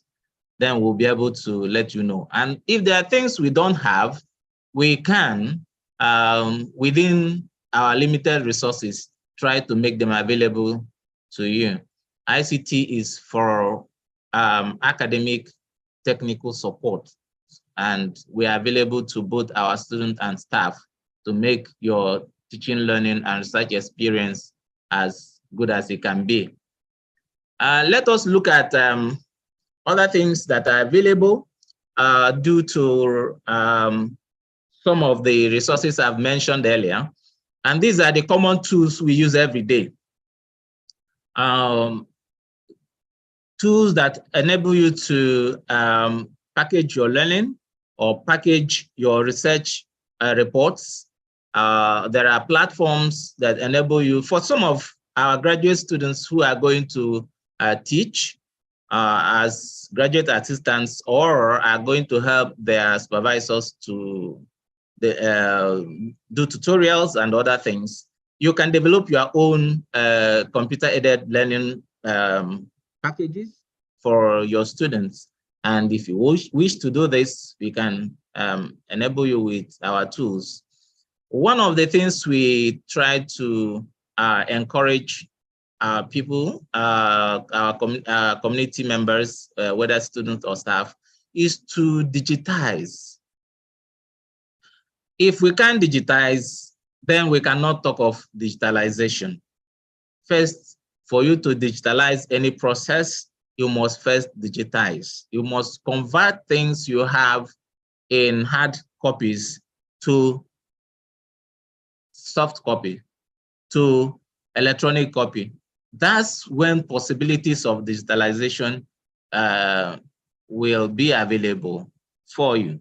So if you're teaching or you're assisting in teaching, make sure that you don't have your learning resources or your courseware only in hard copy. Have them in soft copy too, so that it becomes easier for you to communicate or share when the platforms are available to you. So these are the things we preach. So you have word processors available, you have spreadsheet available, you have them both through the Gmail account you have, because the Google apps are also tied to it. But we have also free word processor, spreadsheet, and imaging that are available. If you wish to take your materials from hard copy to electronic copy or soft copy. We also have e-learning resources. We have those that are free, like Google Classroom. Like I said, because we are partnering with Google, and we all have Google accounts through our university email, we have some of these things available. So you can use your Google Classroom, which is free. You can also use Moodle. We have Moodle. But one of the things I usually encourage our colleagues that are teaching to do is to keep our technology adaptation as simple as possible. Don't, because you hear that people somewhere else are using Blackboard or are using Moodle, something you can easily do with WhatsApp, you want to migrate it to a more sophisticated platform. If the simplest technology around you can deliver the value you want to deliver, keep it simple, because one of the things that you derive from this as gain is that it makes it easier for the people who you are trying to communicate to engage. Many of our students don't have the capacity to engage if you are using certain sophisticated platform or devices or accessories. So let's keep our technology adaptation in education as simple as we can. Use the simplest ones that are available. You can do online learning even with just your email. If you have all your class members as a group in your email, you can easily share your materials with them. You can chat with them real time. They can respond back to you. And just all you have used is just email. You have not even gone beyond email to any other thing. You can, like one of the speakers earlier said, that she has turned her phone into a big resource. We can also use our phone and do a lot of things if we have the right app that we can use. So these are also available in UNN, and we support you for as long as it's for academic purposes. Then we have platforms also that, or apps that are available that enable you to easily communicate when you are doing your research, whether you are supervising or you are being supervised. Sharing of documents, sharing of ideas, very easy. Working on the same document in collaboration or possible with the things we have, even from your word processor, you can do all this. And they are available not only here, they are available everywhere. And we can also support this. Then for research, there are collaborative tools or resources that are available. Like I mentioned before, because we have our university email, it comes with a lot of apps, and some of these apps are designed to help us in doing collaborative research. Some of them are organized under the Google Apps. So I have a picture that I have cropped out of Google Apps, which if you log into your Google account, you easily see. You will find that besides your email, you have so many other things: calendar, Google Drive, Google Docs, and so on. These are things that enable you to work in collaboration. And research these days are no longer a personal thing. You network, you collaborate. Apart from working with your supervisor, you may also be working with other people. And peer review is also very important in teaching, learning, and research. These days, nobody exists in isolation anymore. So you can easily let people see what you're doing and share what you're doing with others. And these are the things that make them possible for you to do. These are all in Google Apps. You can learn how to use them. You can dump documents in your Google Drive, give access right to anyone you desire, and they can access them, download them, or read them as you give them access right to. Then we have Google Docs, which help us to create forms. If you want to do data gathering and you want to create an instrument that you send out to respondents, you can use this. It's free, it's cheap, it's easy, and then the response to your questionnaire or whatever you designed or you seek will be organized for you in a table, and then you can migrate it to any platform for analysis. Of course, there are some others that you can use if you don't want to use this, but I'm just mentioning it because it's free. It's already with you once you have your email account. Google Form, of course, does the same thing. You can design it, you can distribute it by email, and then you can get your respondents and have your data tabulated. Then we have Google Drive. I've mentioned that before. That's not the only one, but I am always talking about this because by the fact that you have your UNN email, it comes already packaged with your email. But there are others that are also relatively free. Remember, we are talking about this being free, but if you really want to do serious warehousing, your Google Drive may not have enough space for you to store all that you need to, and then you may need to subscribe for more space, in which case you may have to pay some money to increase your space. But if what you are doing is not so heavy, the amount of space you have coming with your email account will sustain you. Same with Dropbox. If there are certain quantity of storage space that is available free, but if you want to do more serious things, you may have to subscribe, and some other ones that are also there.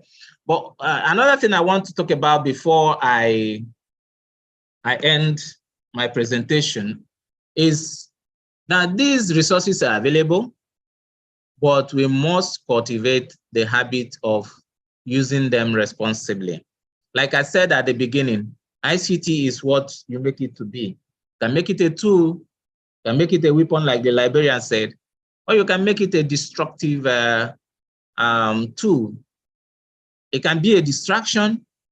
It can be resources to aid you to do what you want to do. Everything really depends on you. After all, it's the same internet that people use to research that others used for Yahoo, and so on and so forth. So, like I said, it's up to us what we want to adapt it to help us to do the business we've come for in UNN, or to become a distraction to us. But like I said, let us find a way of adapting it as a tool to help us to achieve our end, and in which case we use it responsibly. Remember that with these resources that are available to you, you are exposed to so many things. Some are wholesome. But we are talking to graduate students. So we believe we are talking to matured people. So be careful what you access when you have the internet access. Keep your surfing focused, your browsing, keep them focused. Don't get distracted, because once you are into the internet, everybody wants to advertise things to you. The good, the bad, and the ugly are all available. The ones you access are all dependent on you. So be responsible in using them. Again, make sure you prevent unauthorized accesses, either to your own resources or to other people's resources. Everything is not free. Everything is not come and go as you wish. So please, information security is very important. When you access information, use them responsibly. When you have information also and you are putting them out there, be sure that you are putting them to the hands of people who are going to use them very well, and be responsible in using them. Don't expose anything about yourself that you don't want people to take control of. So be careful about that as well. So information confidentiality is very, very important. make sure that we keep confidential things confidential. Don't throw things that are confidential into the public space. Of course, integrity. Don't, okay, somebody that made presentation earlier on research has talked about plagiarism. That is also part of what integrity is all about. Make sure that you keep to this. Overall, I talked about distractions. Don't let this become a distraction to the main business that you want to do. And then rounding up, I said that teaching, learning, research, and supervision will be more interesting if people harness all the appropriate ICT tools or resources available both online and offline, and in UNN and beyond. ICT has improved the process associated with these activities, of course. It has become a veritable tool in everybody's hand. And so let us adopt it to be the best that we can, both as students and as supervisors. And this will help us to achieve our goal in UNN. Again, ICT Center is available and is also open to all our graduate students. Talk to us when you require anything or any support ICT-wise. Thank you very much for listening to me. I appreciate you.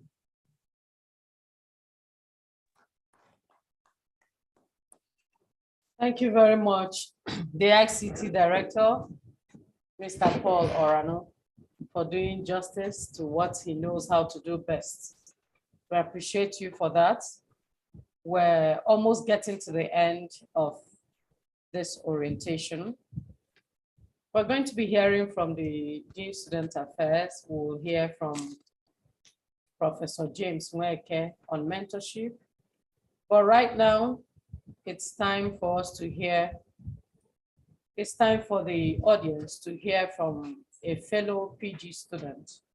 He happens to be the hall governor of Odili Hostel, that's PG Hostel here in Nsukka.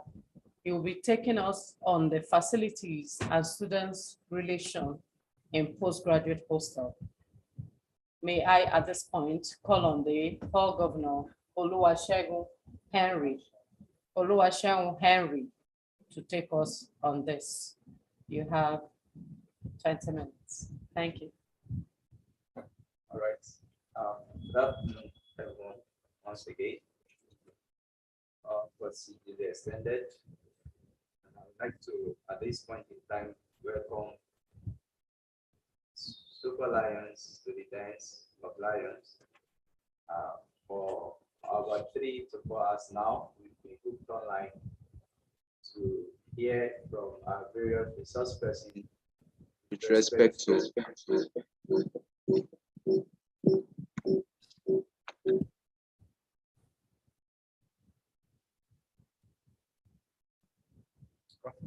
all right.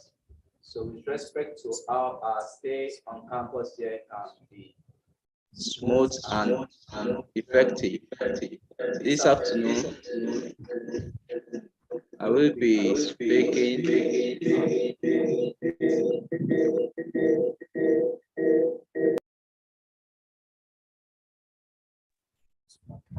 all right. I've been asked to present on the topic facilities and students relation in the postgraduate hostel.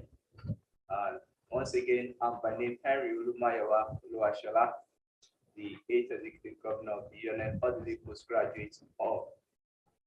I will be sharing my slides in a moment with us.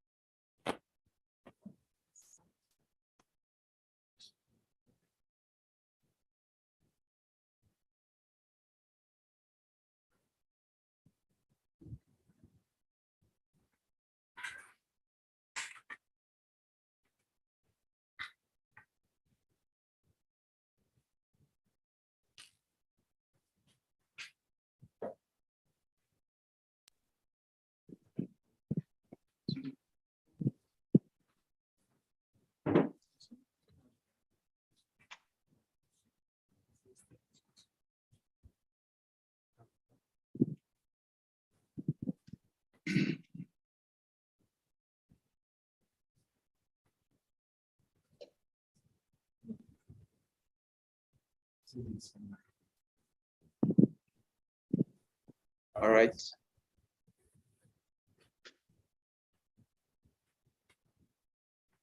Thank you once again for giving me your audience. I'll be sharing my presentation this afternoon on the outline as shown on the screen. Next slide.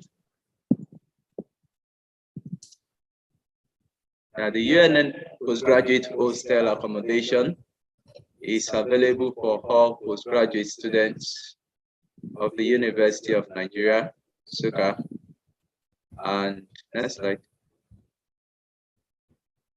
And those domiciled both in Nsukka and Unite campus.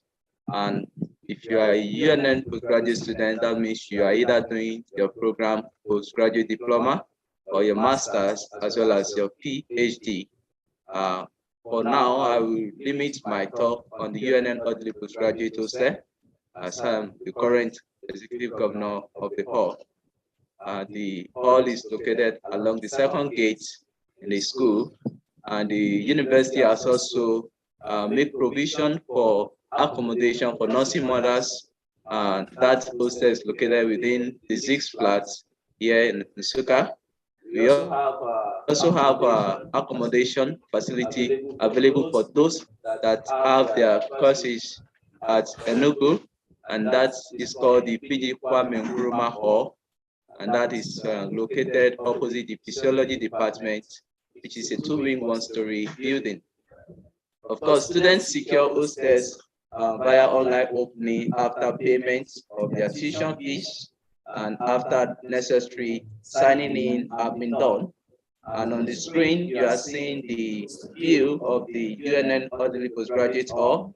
We have both the front view, the side view, the back view, and some part of the hostels, which you can see from the screen.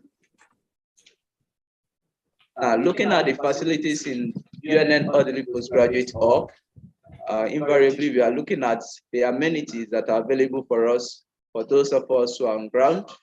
And the facilities in the hall, we have 179 rooms and 510 bed spaces. Out of these 179 rooms, 79 of the rooms are allotted for the male students, while 100 rooms are for the female students. So it's a hall that accommodates both male and female. And we have 3 persons in a room. And of course, we also have for the visually impaired or special students, there are 2 that stays in a room. We also have 5 transit rooms available. Perhaps you are unable to secure accommodation and you want to just come for a day or 2. We have transit rooms that are available for you at a fee of 1,000 naira. We also have large reading rooms in the hall, 4 of them, and we have 1 per series in the hall, so as to aid our academic performance. Of course, we have a relaxation center in the hall, which we call the hall lounge. And in the relaxation center, we have televisions where we have that are DSTV subscribed, where you can come to relax yourself after a hard day in school. Inside the hall lounge, we also have some indoor sport facilities available, such as the table tennis, the Ludo, the snooker board, the chess, and some other indoor activities. You will agree with me that some of you are currently connected to us via our internet facility in the hall, and we ensure that the generator was on before I arrived here this morning, so that to ensure that you can connect with us and for this orientation. So we have 3 Wi-Fi radios that are available in the hall to enhance academic activities also.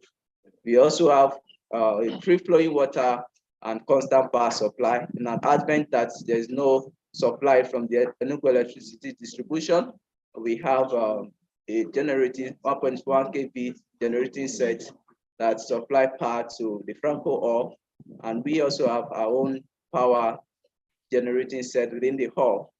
We have within the hall also talk shop where you can get to buy some of the little things you need, as well as canteen and saloon in the hall. Likewise, we have relaxation points in the hall, like the sit outs, the volleyball courts, others. Next slide. For some of you have cars, we also have available parking lots where you can come and as well park your cars. Looking at relationship, how do we relate with one another? This is quite very essential because no man is an island, and if God does not want any one of us to relate with one another, I think only one person will be living here on earth. So because we have people that we tend to communicate with, there's a need for us to have a good relationship with one another. So looking at relation is talking about relationship. How do we behave towards one another? What is our attitude, our level of interaction with one another? Of course, it's expected of inmates of the postgraduate hostel to first need to form, secondly, develop, and thirdly, to maintain a healthy and high quality relationship amongst one another. That word healthy relationship there tells you that you could also relate with another person, but the relationship is not healthy enough. It's a toxic relationship. So there's a need for us as mature graduate students to develop and maintain a healthy relationship amongst one another for us to make our stay in the hall much more fruitful. And there are certain attributes or qualities that is expected of us to be able to have this healthy relationship amongst one another.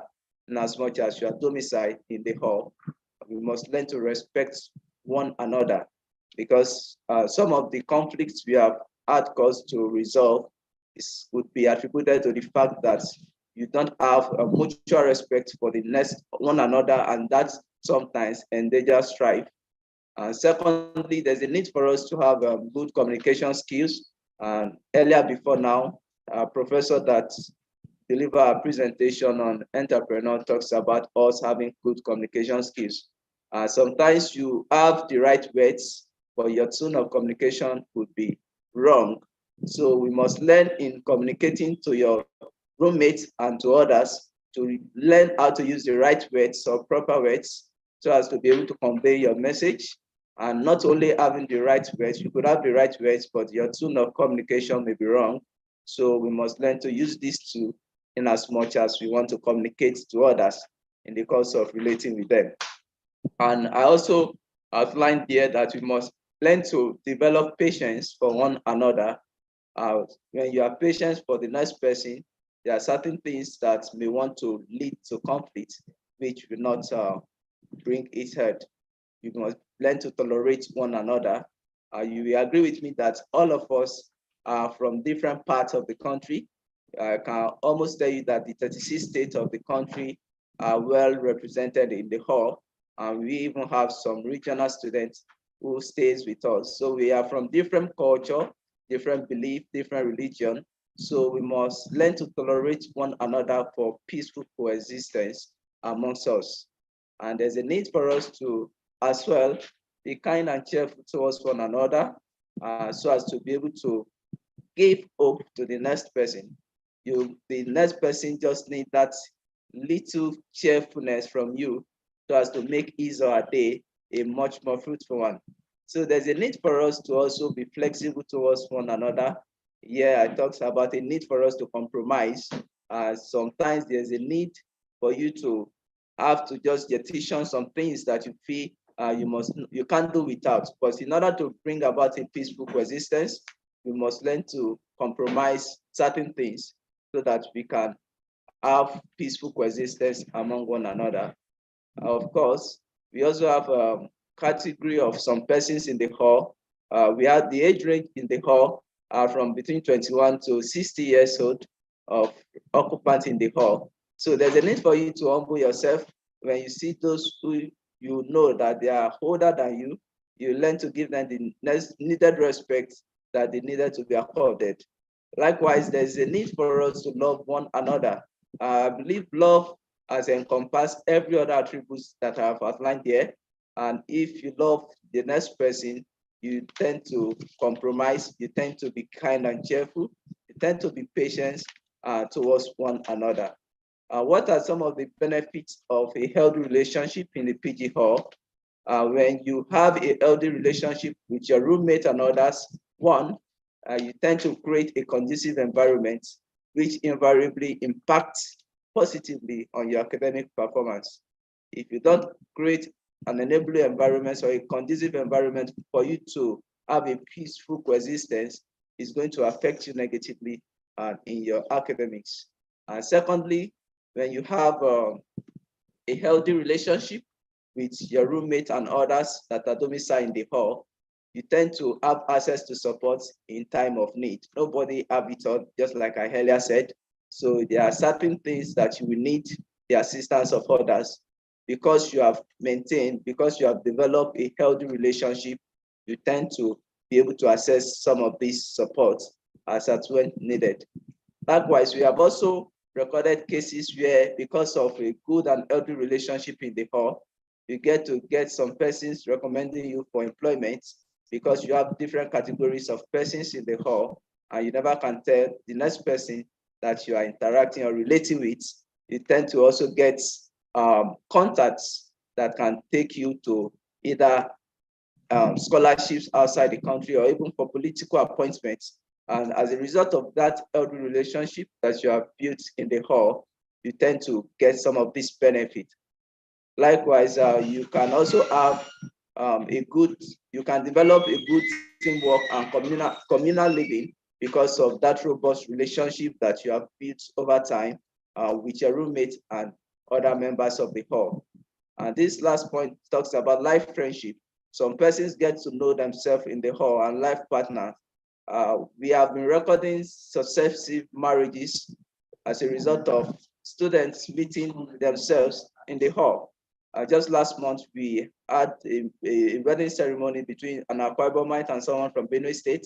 And come this Saturday, we also have a wedding between someone from Imo State and another person from Kogi State. They all met in the hall. And as a result of the healthy relationship they have built over time, it has led to some of this. You never can tell, some of you listening to me, perhaps that's where you get your partner. In conclusion, in life, relationships are everything. So your relationship is a direct expression of who you really are. So while you have no power to determine who resides in the postgraduate hall of residence, it is expected you learn to live peaceably by forming, developing, and maintaining a healthy relationship with all inmates. The underlying driver of healthy relationship is love. Thank you for listening.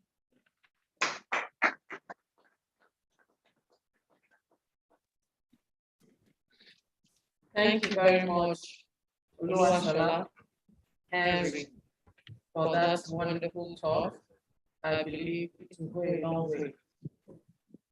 And thank you most especially for keeping to the time. It's well appreciated. I don't know if Professor Conable is up. Professor Conable, are you here with us? We're going to be hearing from Professor James E. Nweke Conable.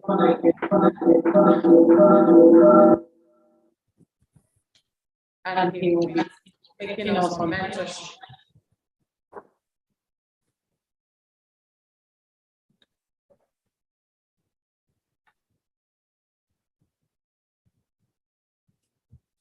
Prof, are you around?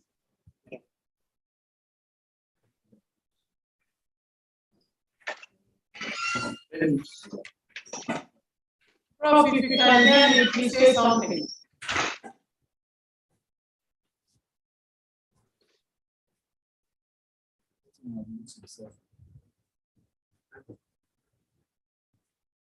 Prof, can you hear me? Professor James Conable, are you there?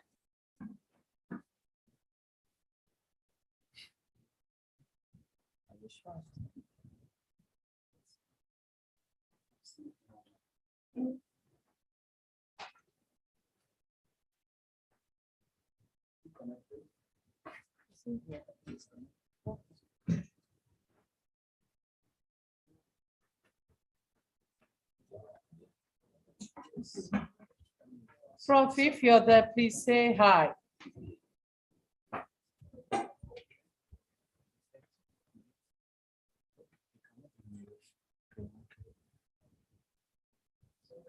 Where?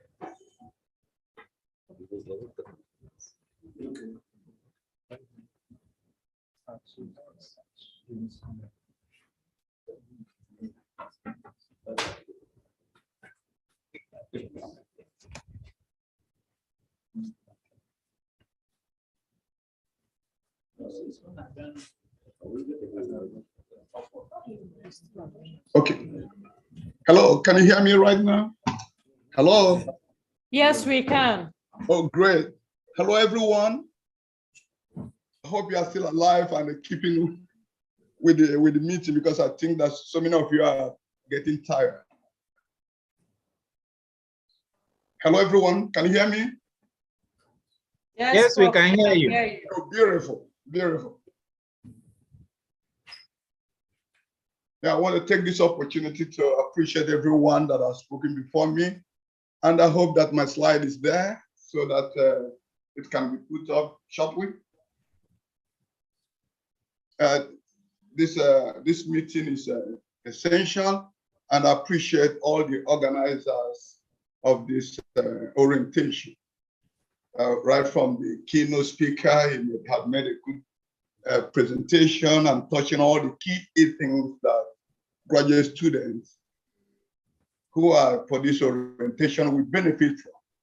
As it is, because I'm going to be introducing just a brief things about what mentoring unit is all about within the PG school program.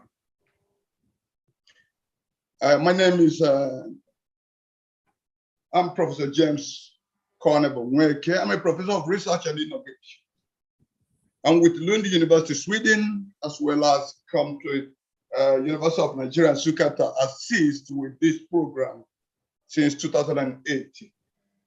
The PG School Mentoring Unit, many of you might not have idea of what mentoring unit is all about. It's about research and academic writing.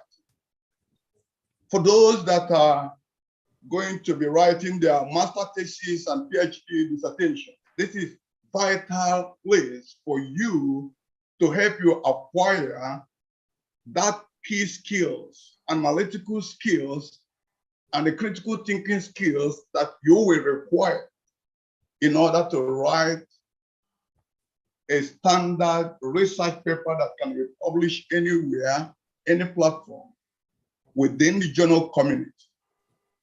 And that's what the PG School Mentoring Unit will, in collaboration with your supervisors, yourself, and everything, to identify where your areas of needs are and come in to make sure that will help you achieve your objectives.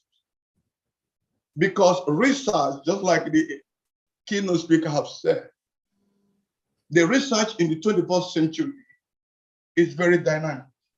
And there is skills that you require in order to be prepared for the 27th century economy.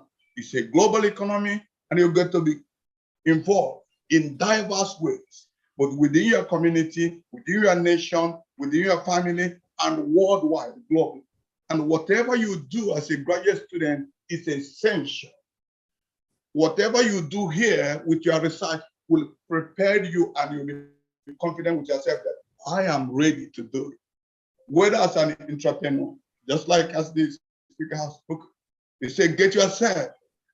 It's not a matter of someone has to employ me, but you need to get yourself ready that I can employ myself.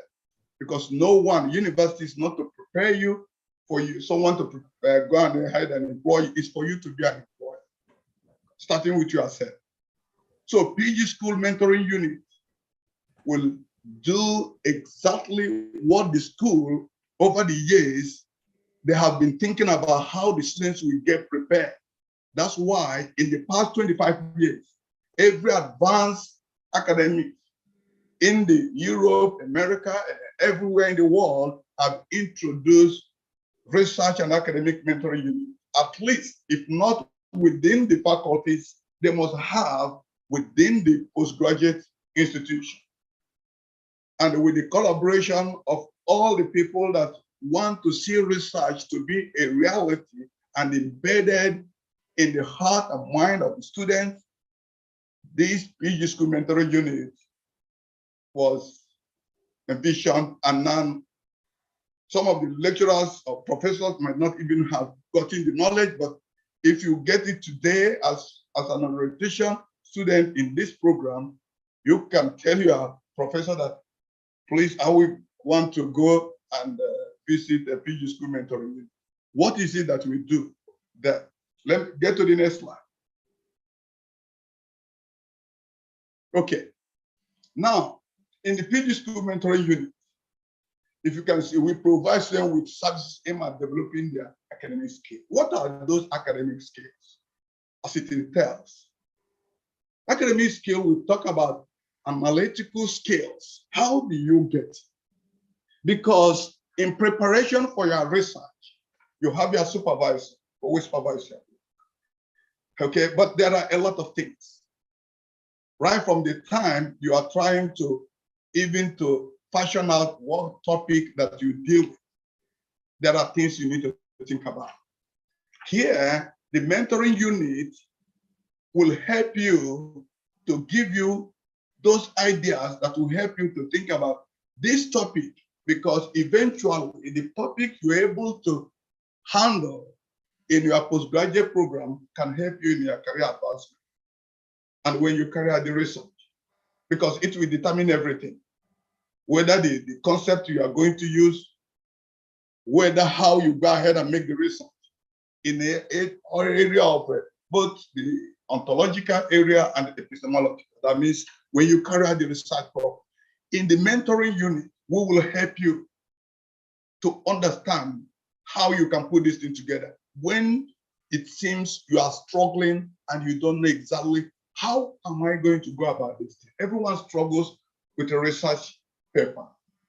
And the writing a standard research paper is not so simple.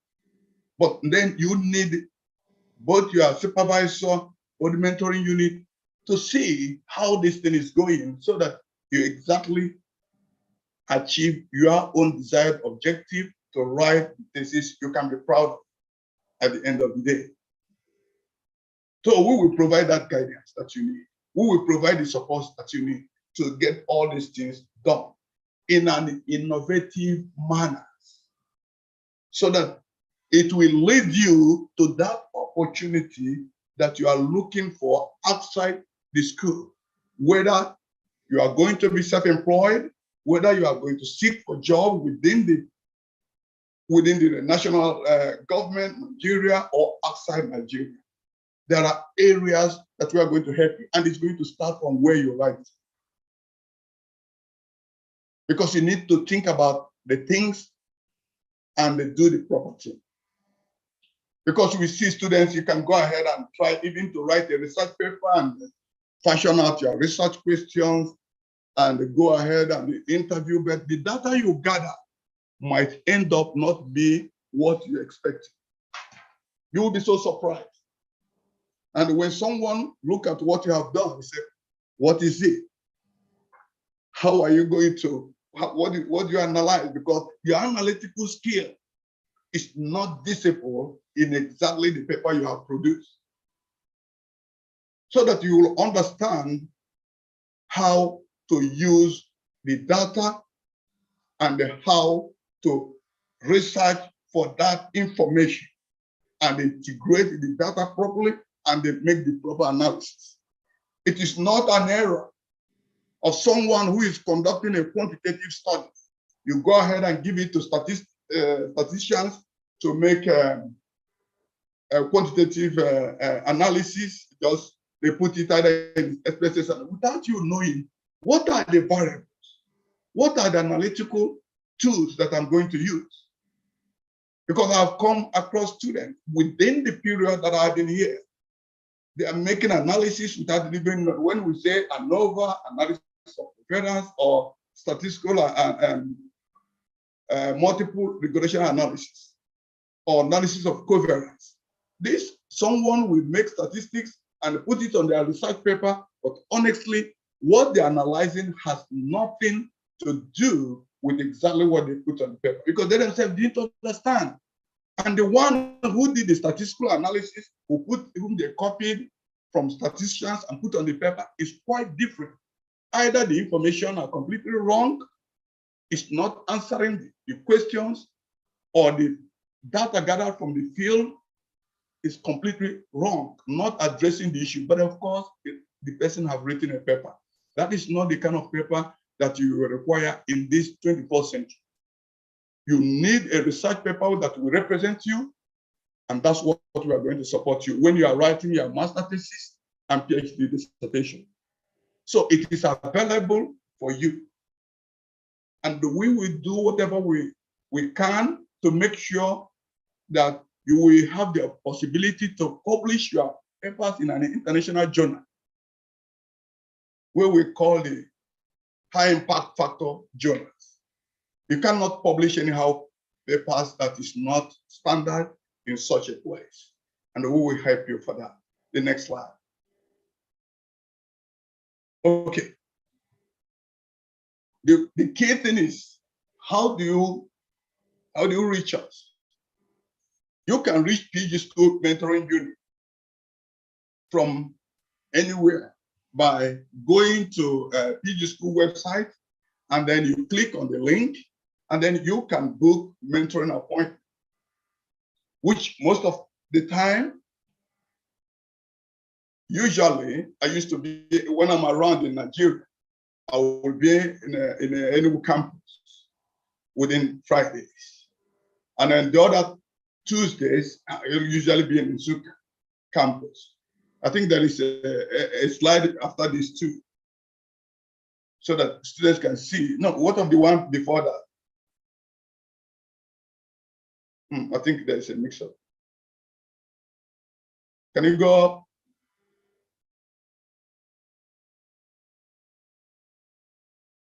Can you go up? Because I think you jumped something here before you get to this point.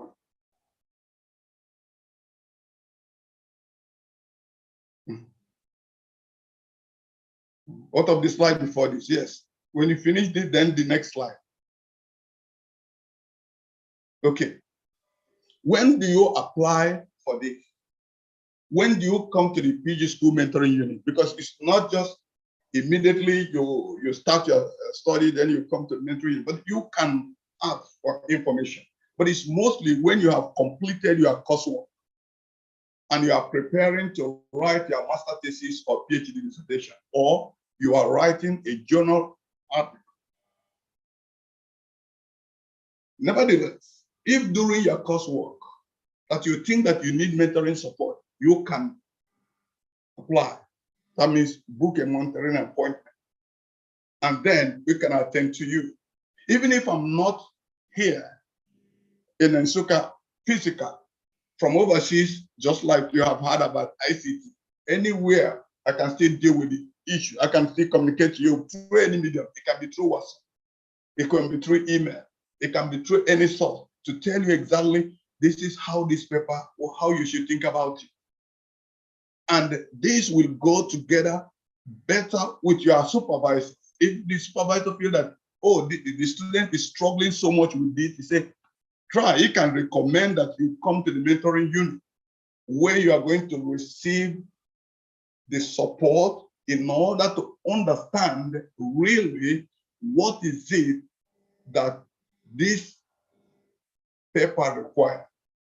Whichever subject you are dealing with, I have the competency to support you to think in the direction of writing a standard research paper. Because if you do that, it will even help you if you intend to continue as a scholar and everything. You can be able to write a grant proposal and be able to receive grant. Because as a master student and everything, you need to understand how to carry out a proper research. It's essential. But it is important that you understand that research and academic writing mentoring unit is for those that are writing master thesis, PhD dissertation, and general. Next one. Now, what do you do before you come to the mentoring unit? Number one, you send the mentor your brief profile. That means if you fill the information, your full name, your student email, you must use that, your faculty, your department, and your current program. You must put that, all this information. Then you give the mentor an idea of the research you did like to focus on. It's not necessary you know the topic. Forget about that. You need to discuss about it so that you can come up with accurate research topic. This will go ahead to help the supervisors who are handling these things. That, okay, this is how this topic, everybody think about it, because the idea is to help everyone that is writing research paper to do the right thing, and then remove so much burden by you handling it alone. So PG School Mentoring Unit is the thing is to help everyone, so that that thing that will take you 3 months, 4 months to handle, you could handle it in less than 1 month. Because if you know the right thing and do it, you should not waste time so much struggling with your dissertation. But if you don't know the right thing to do it, you don't understand how to even to write a literature review.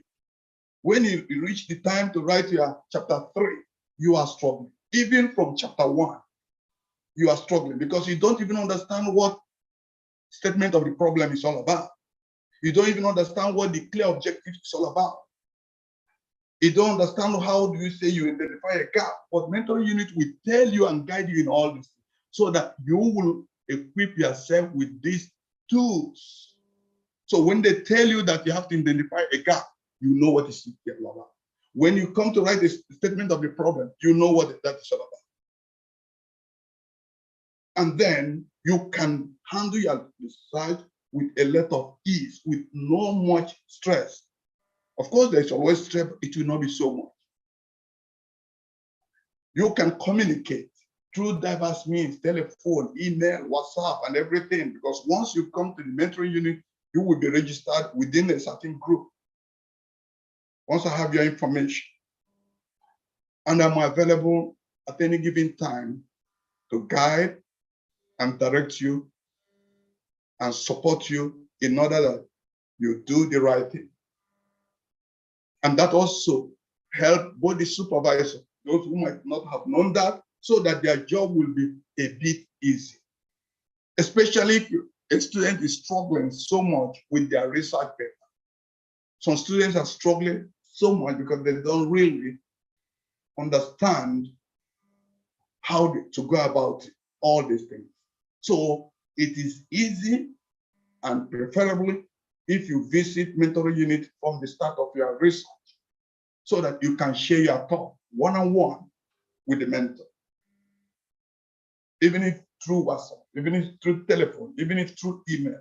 After you're able to understand what you want to do, then you proceed.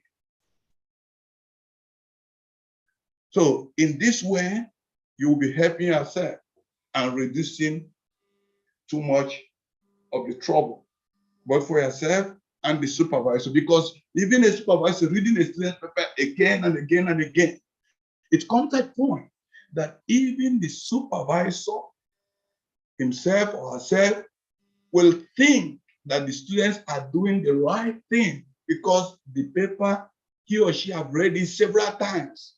It might start thinking like the student who is writing the paper, not knowing that this paper is not doing accurately what it's supposed to do. But because of too much familiarity with the paper, then it becomes a problem. And this one can end up producing a paper that it never expected before the defense. So it is important that you have this support, both from your supervisor and from the mentor, because these things, they complement each other. to give you that capability to do the right thing. Next. Okay. Because now we are closing, but I want to take the opportunity before this to tell you that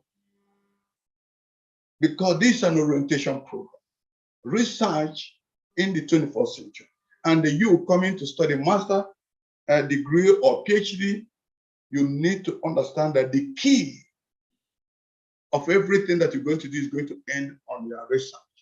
You're going to write a research paper. That is the last thing you will do in order to get your degree. And from today that you are participating in the orientation program, it is good you think about what you are going to write about. Begin to think about what kind of things that I write about. And it must be something that we contribute.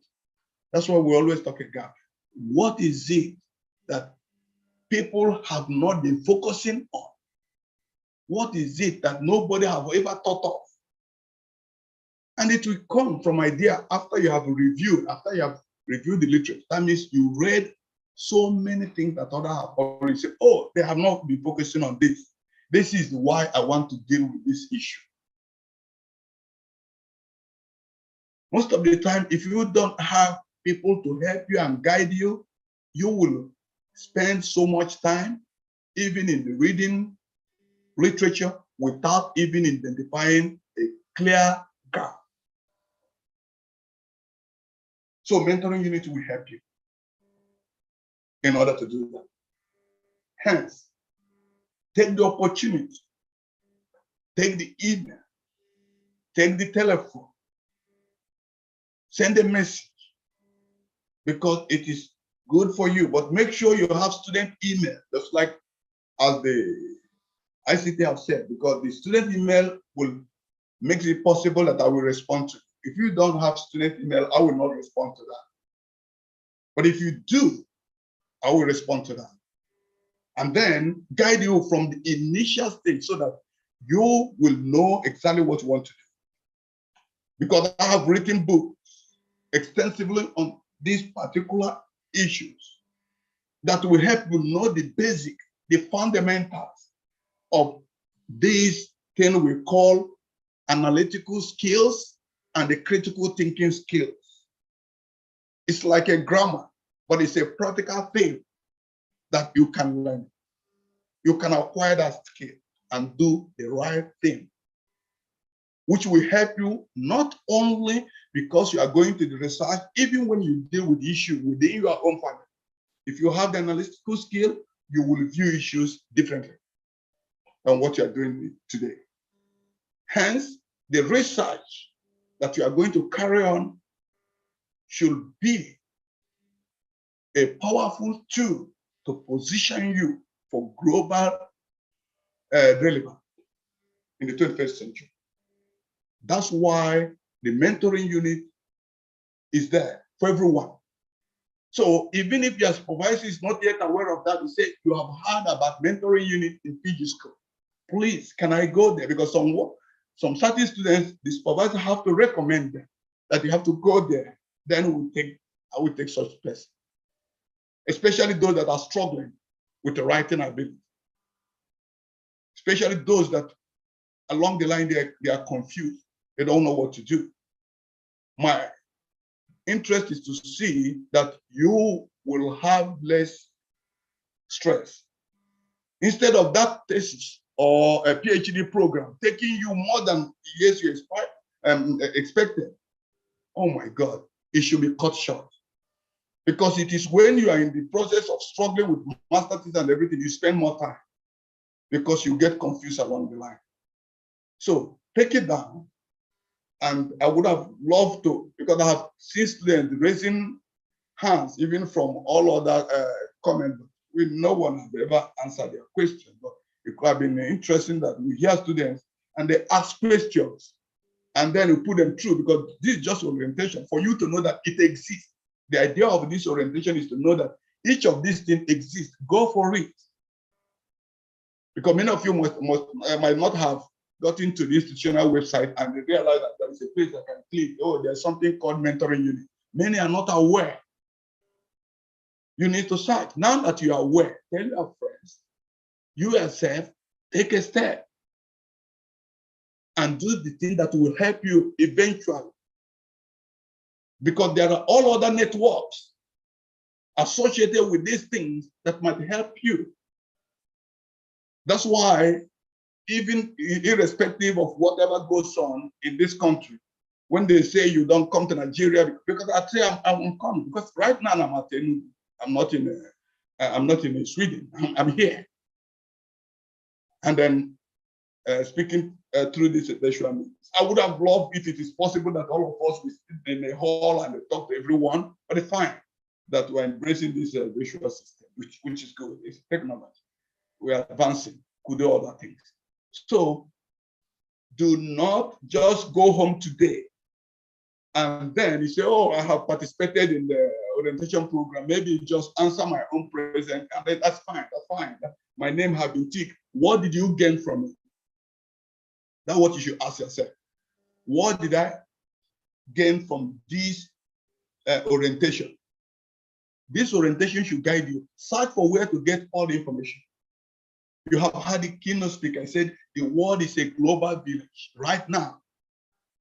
So it touches all the key things that you, as a graduate student, must think about.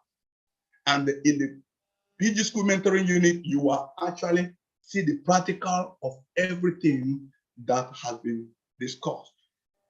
So it is for you to take the information down and don't just throw it away and say, oh, I've forgotten. Tomorrow, so I don't even know about it. I have no idea. Help yourself. And if you do that, you will do well.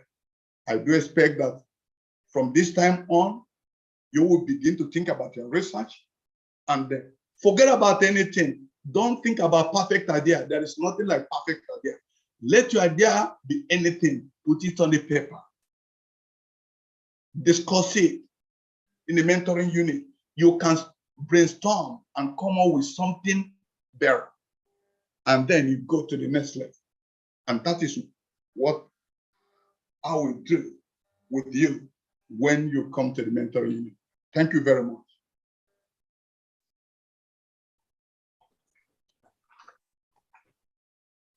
Thank you very much, Professor Conable. We appreciate you, and I believe the audience have learned a lot from what you just said this afternoon. We appreciate you from here. Thank you so much, sir. Next on the program, we have time for questions and reactions from students. Our resource persons have been doing the talk. It's now time for us to hear from our students. And we just have 5 minutes to do that. So if you have any questions, you can raise your hand.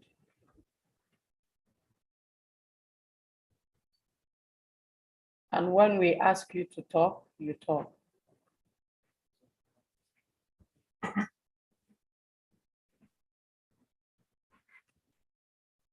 Anyway, no.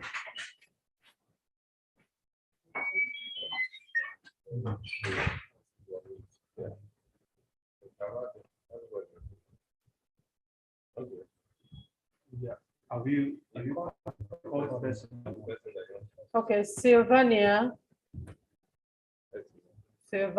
Galazi. I don't know. Sylvania, then Idowu Kolawole and Obuabo. I think we're going to take just these three.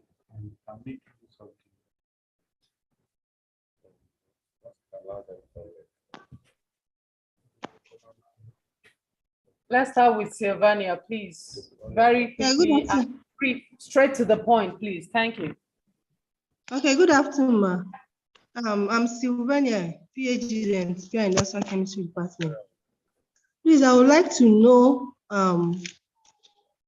how do I create a student's email first? As in, how do we go about creating a student's email? Then secondly, about our fees. Are we expected to pay another fee for the new section, or the previous fee we paid earlier this year? Is it still obtainable? Thank you. All right. Thank you. Next person, Ido.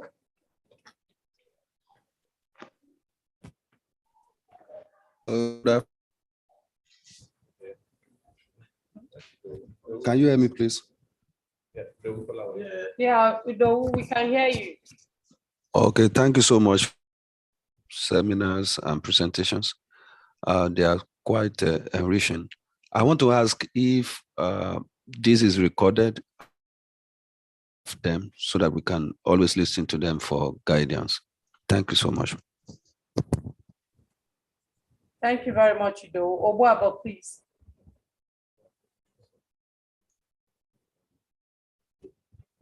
All right. Good afternoon, ma. Can you hear me? Very well, loud and clear. All right. All right. Please, I want to ask, is there a deadline for payment of school fees? And what are the procedures for deferment of admission, if possible? Thank you. Thank you very much.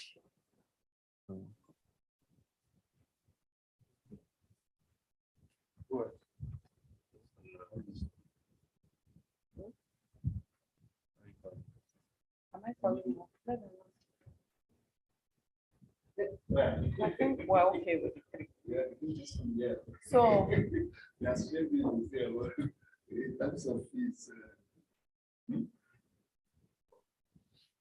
she wants to answer.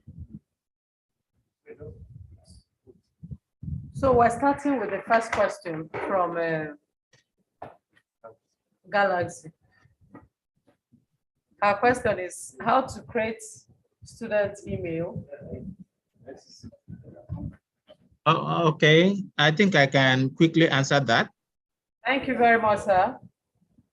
All right, for students' email, for the graduate students, you can send a mail to our customer care services. The email address is customer services, one word, .ict@unn.edu.ng. I will take it again. Customer services.ict@unn.edu.ng. If you have challenges doing this, you can, if you are in the postgraduate school, ask of the ICT rep there. If you have challenges doing that, if you come to ICT at Zenith Bank ICT building, you will also be attended to. So any of these 3 that works for you is fine. Thank you very much, the ICT director. Sylvania, I hope that answers your question. Then for the fees, I think the secretary PG school can answer that question. Yes, ma'am.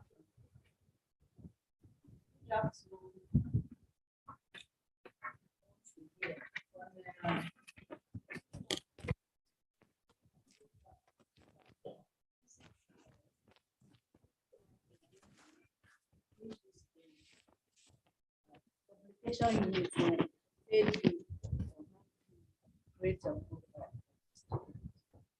on fees. Right now, the postgraduate studies is running second semester.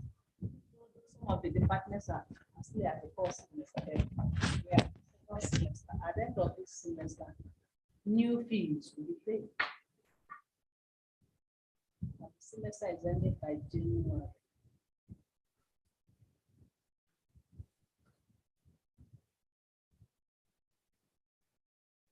By 3rd of July. Okay, you said they can't hear you. Did I hear you?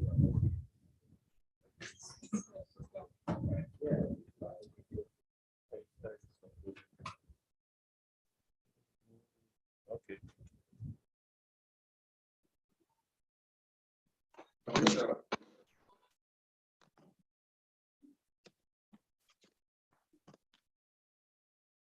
Good afternoon once more.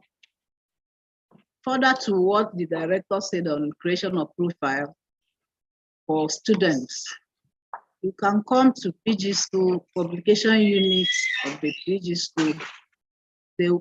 Within the week, they will aid you if you still have issues doing that for yourself. On fees, payment of school fees. You know, it has been a very long stretch, like call it semester or session. But right now, the PG school by our calendar, we're running second semester. Though some departments could be in their first semester. At the end of the semester, new fees will be paid. And by 3rd of December, there will be payment for late registration, 5,000 naira late registration fee for not paying your fees for 2020, 2021. That is what the current year now.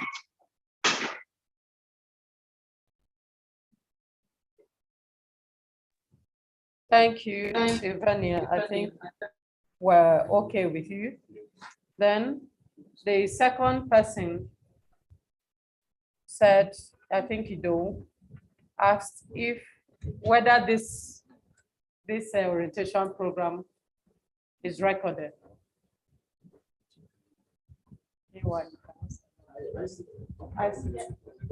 Yes, it's recorded.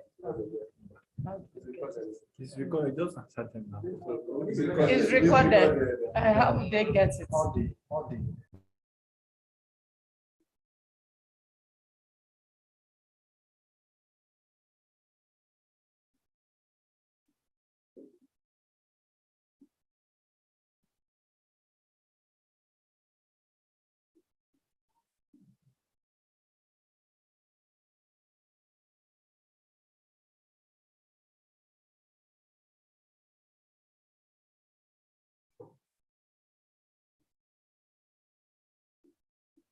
That's on their website.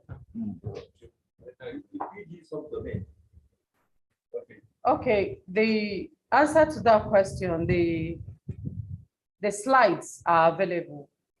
I think that's what we can make available to students, and they're available on PG website. That's UNN website, PG subdomain. I think that answers that. Then the third question by Obuabo, it says deadline for payment of school fees. I think the PG secretary also answered that when she was answering the first question. Deadline for payment of school fees has been answered. The second one is deferment of school fees. Is there room for that? Yes. Sorry, deferment of admission.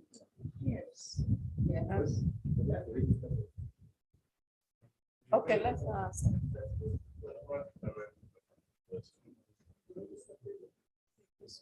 Okay.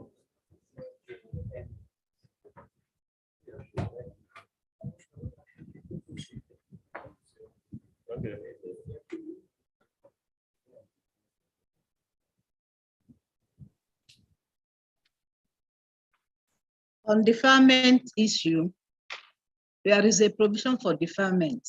If a student gets admission and cannot proceed immediately, he can ask for deferment after paying acceptance fee, then 50% of the school fees.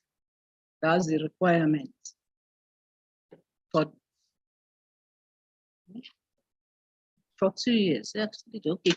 The deferment can be for 2 years, but there should be a formal application for it. It's not just from your house to defer. You apply to the dean, PG school, through your HOD, through the dean, faculty of postgraduate studies committee. If it is approved, then after the payment of fees, we proceed. While coming back, you also apply to come back. That's the procedure.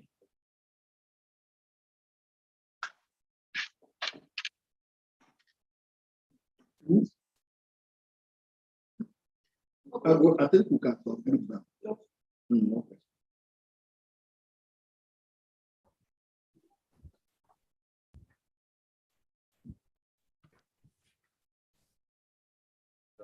Okay. We just want to take 2 questions from the chat. Someone is asking when they are going to start course registration. Okay, course registration has started already.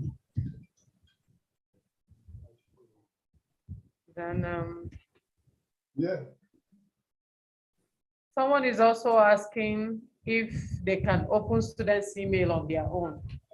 No, the answer is no. Just do as the director of ICT has said. Send a mail to the address he mentioned and it will be created for you.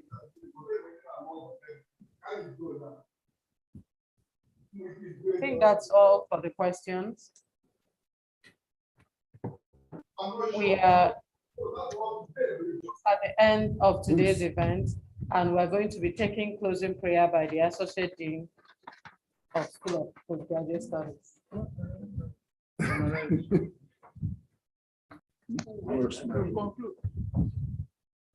The chairman.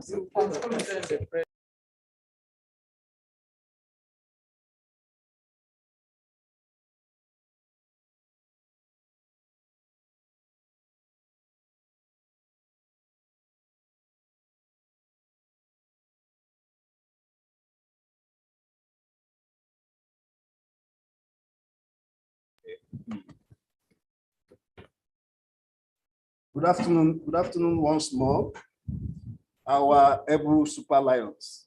Well, thank you for joining this program.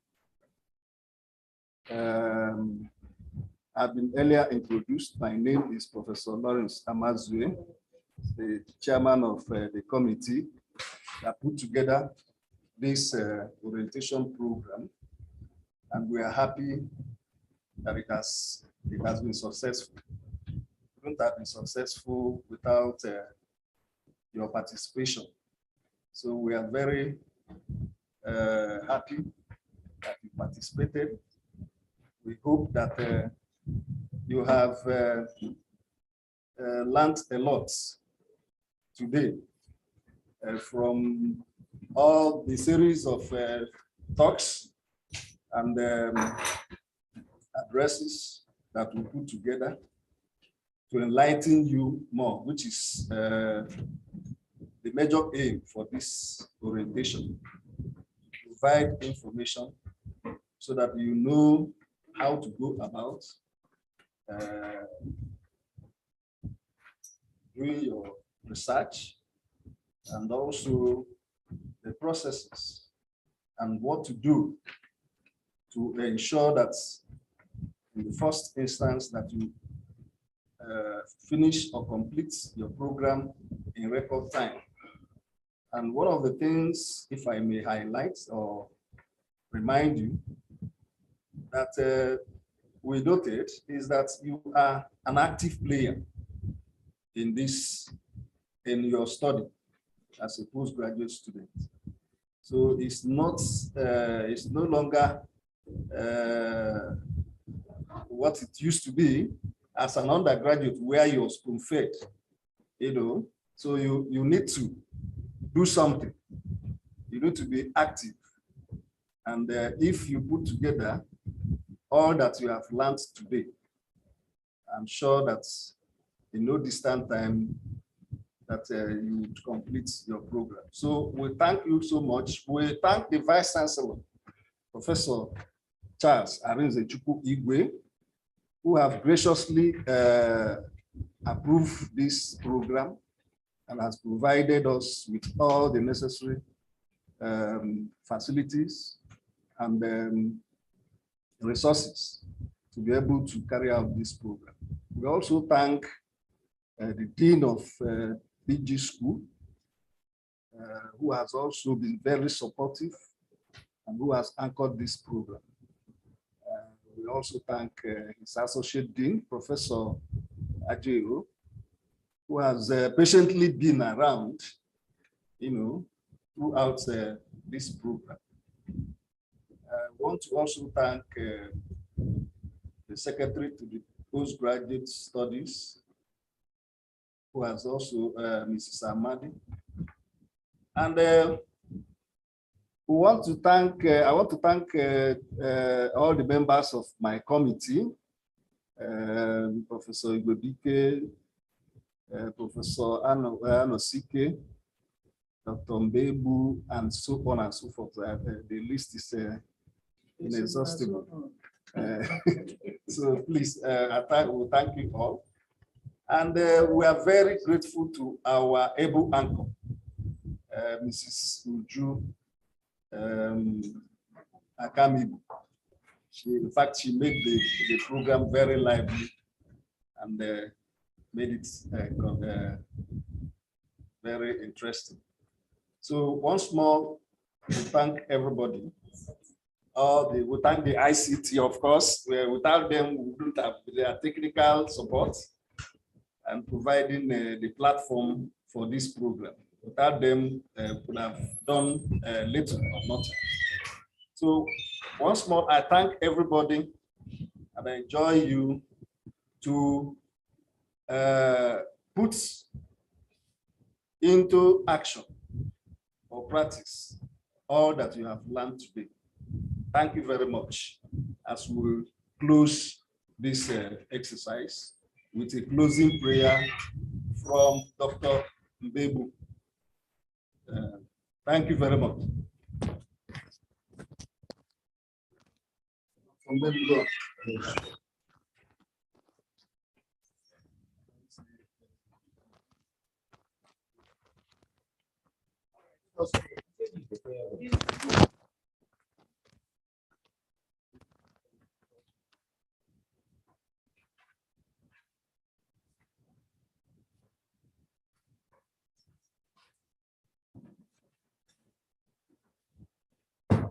In the name of the Father, and of the Son, and of the Holy Ghost. Amen.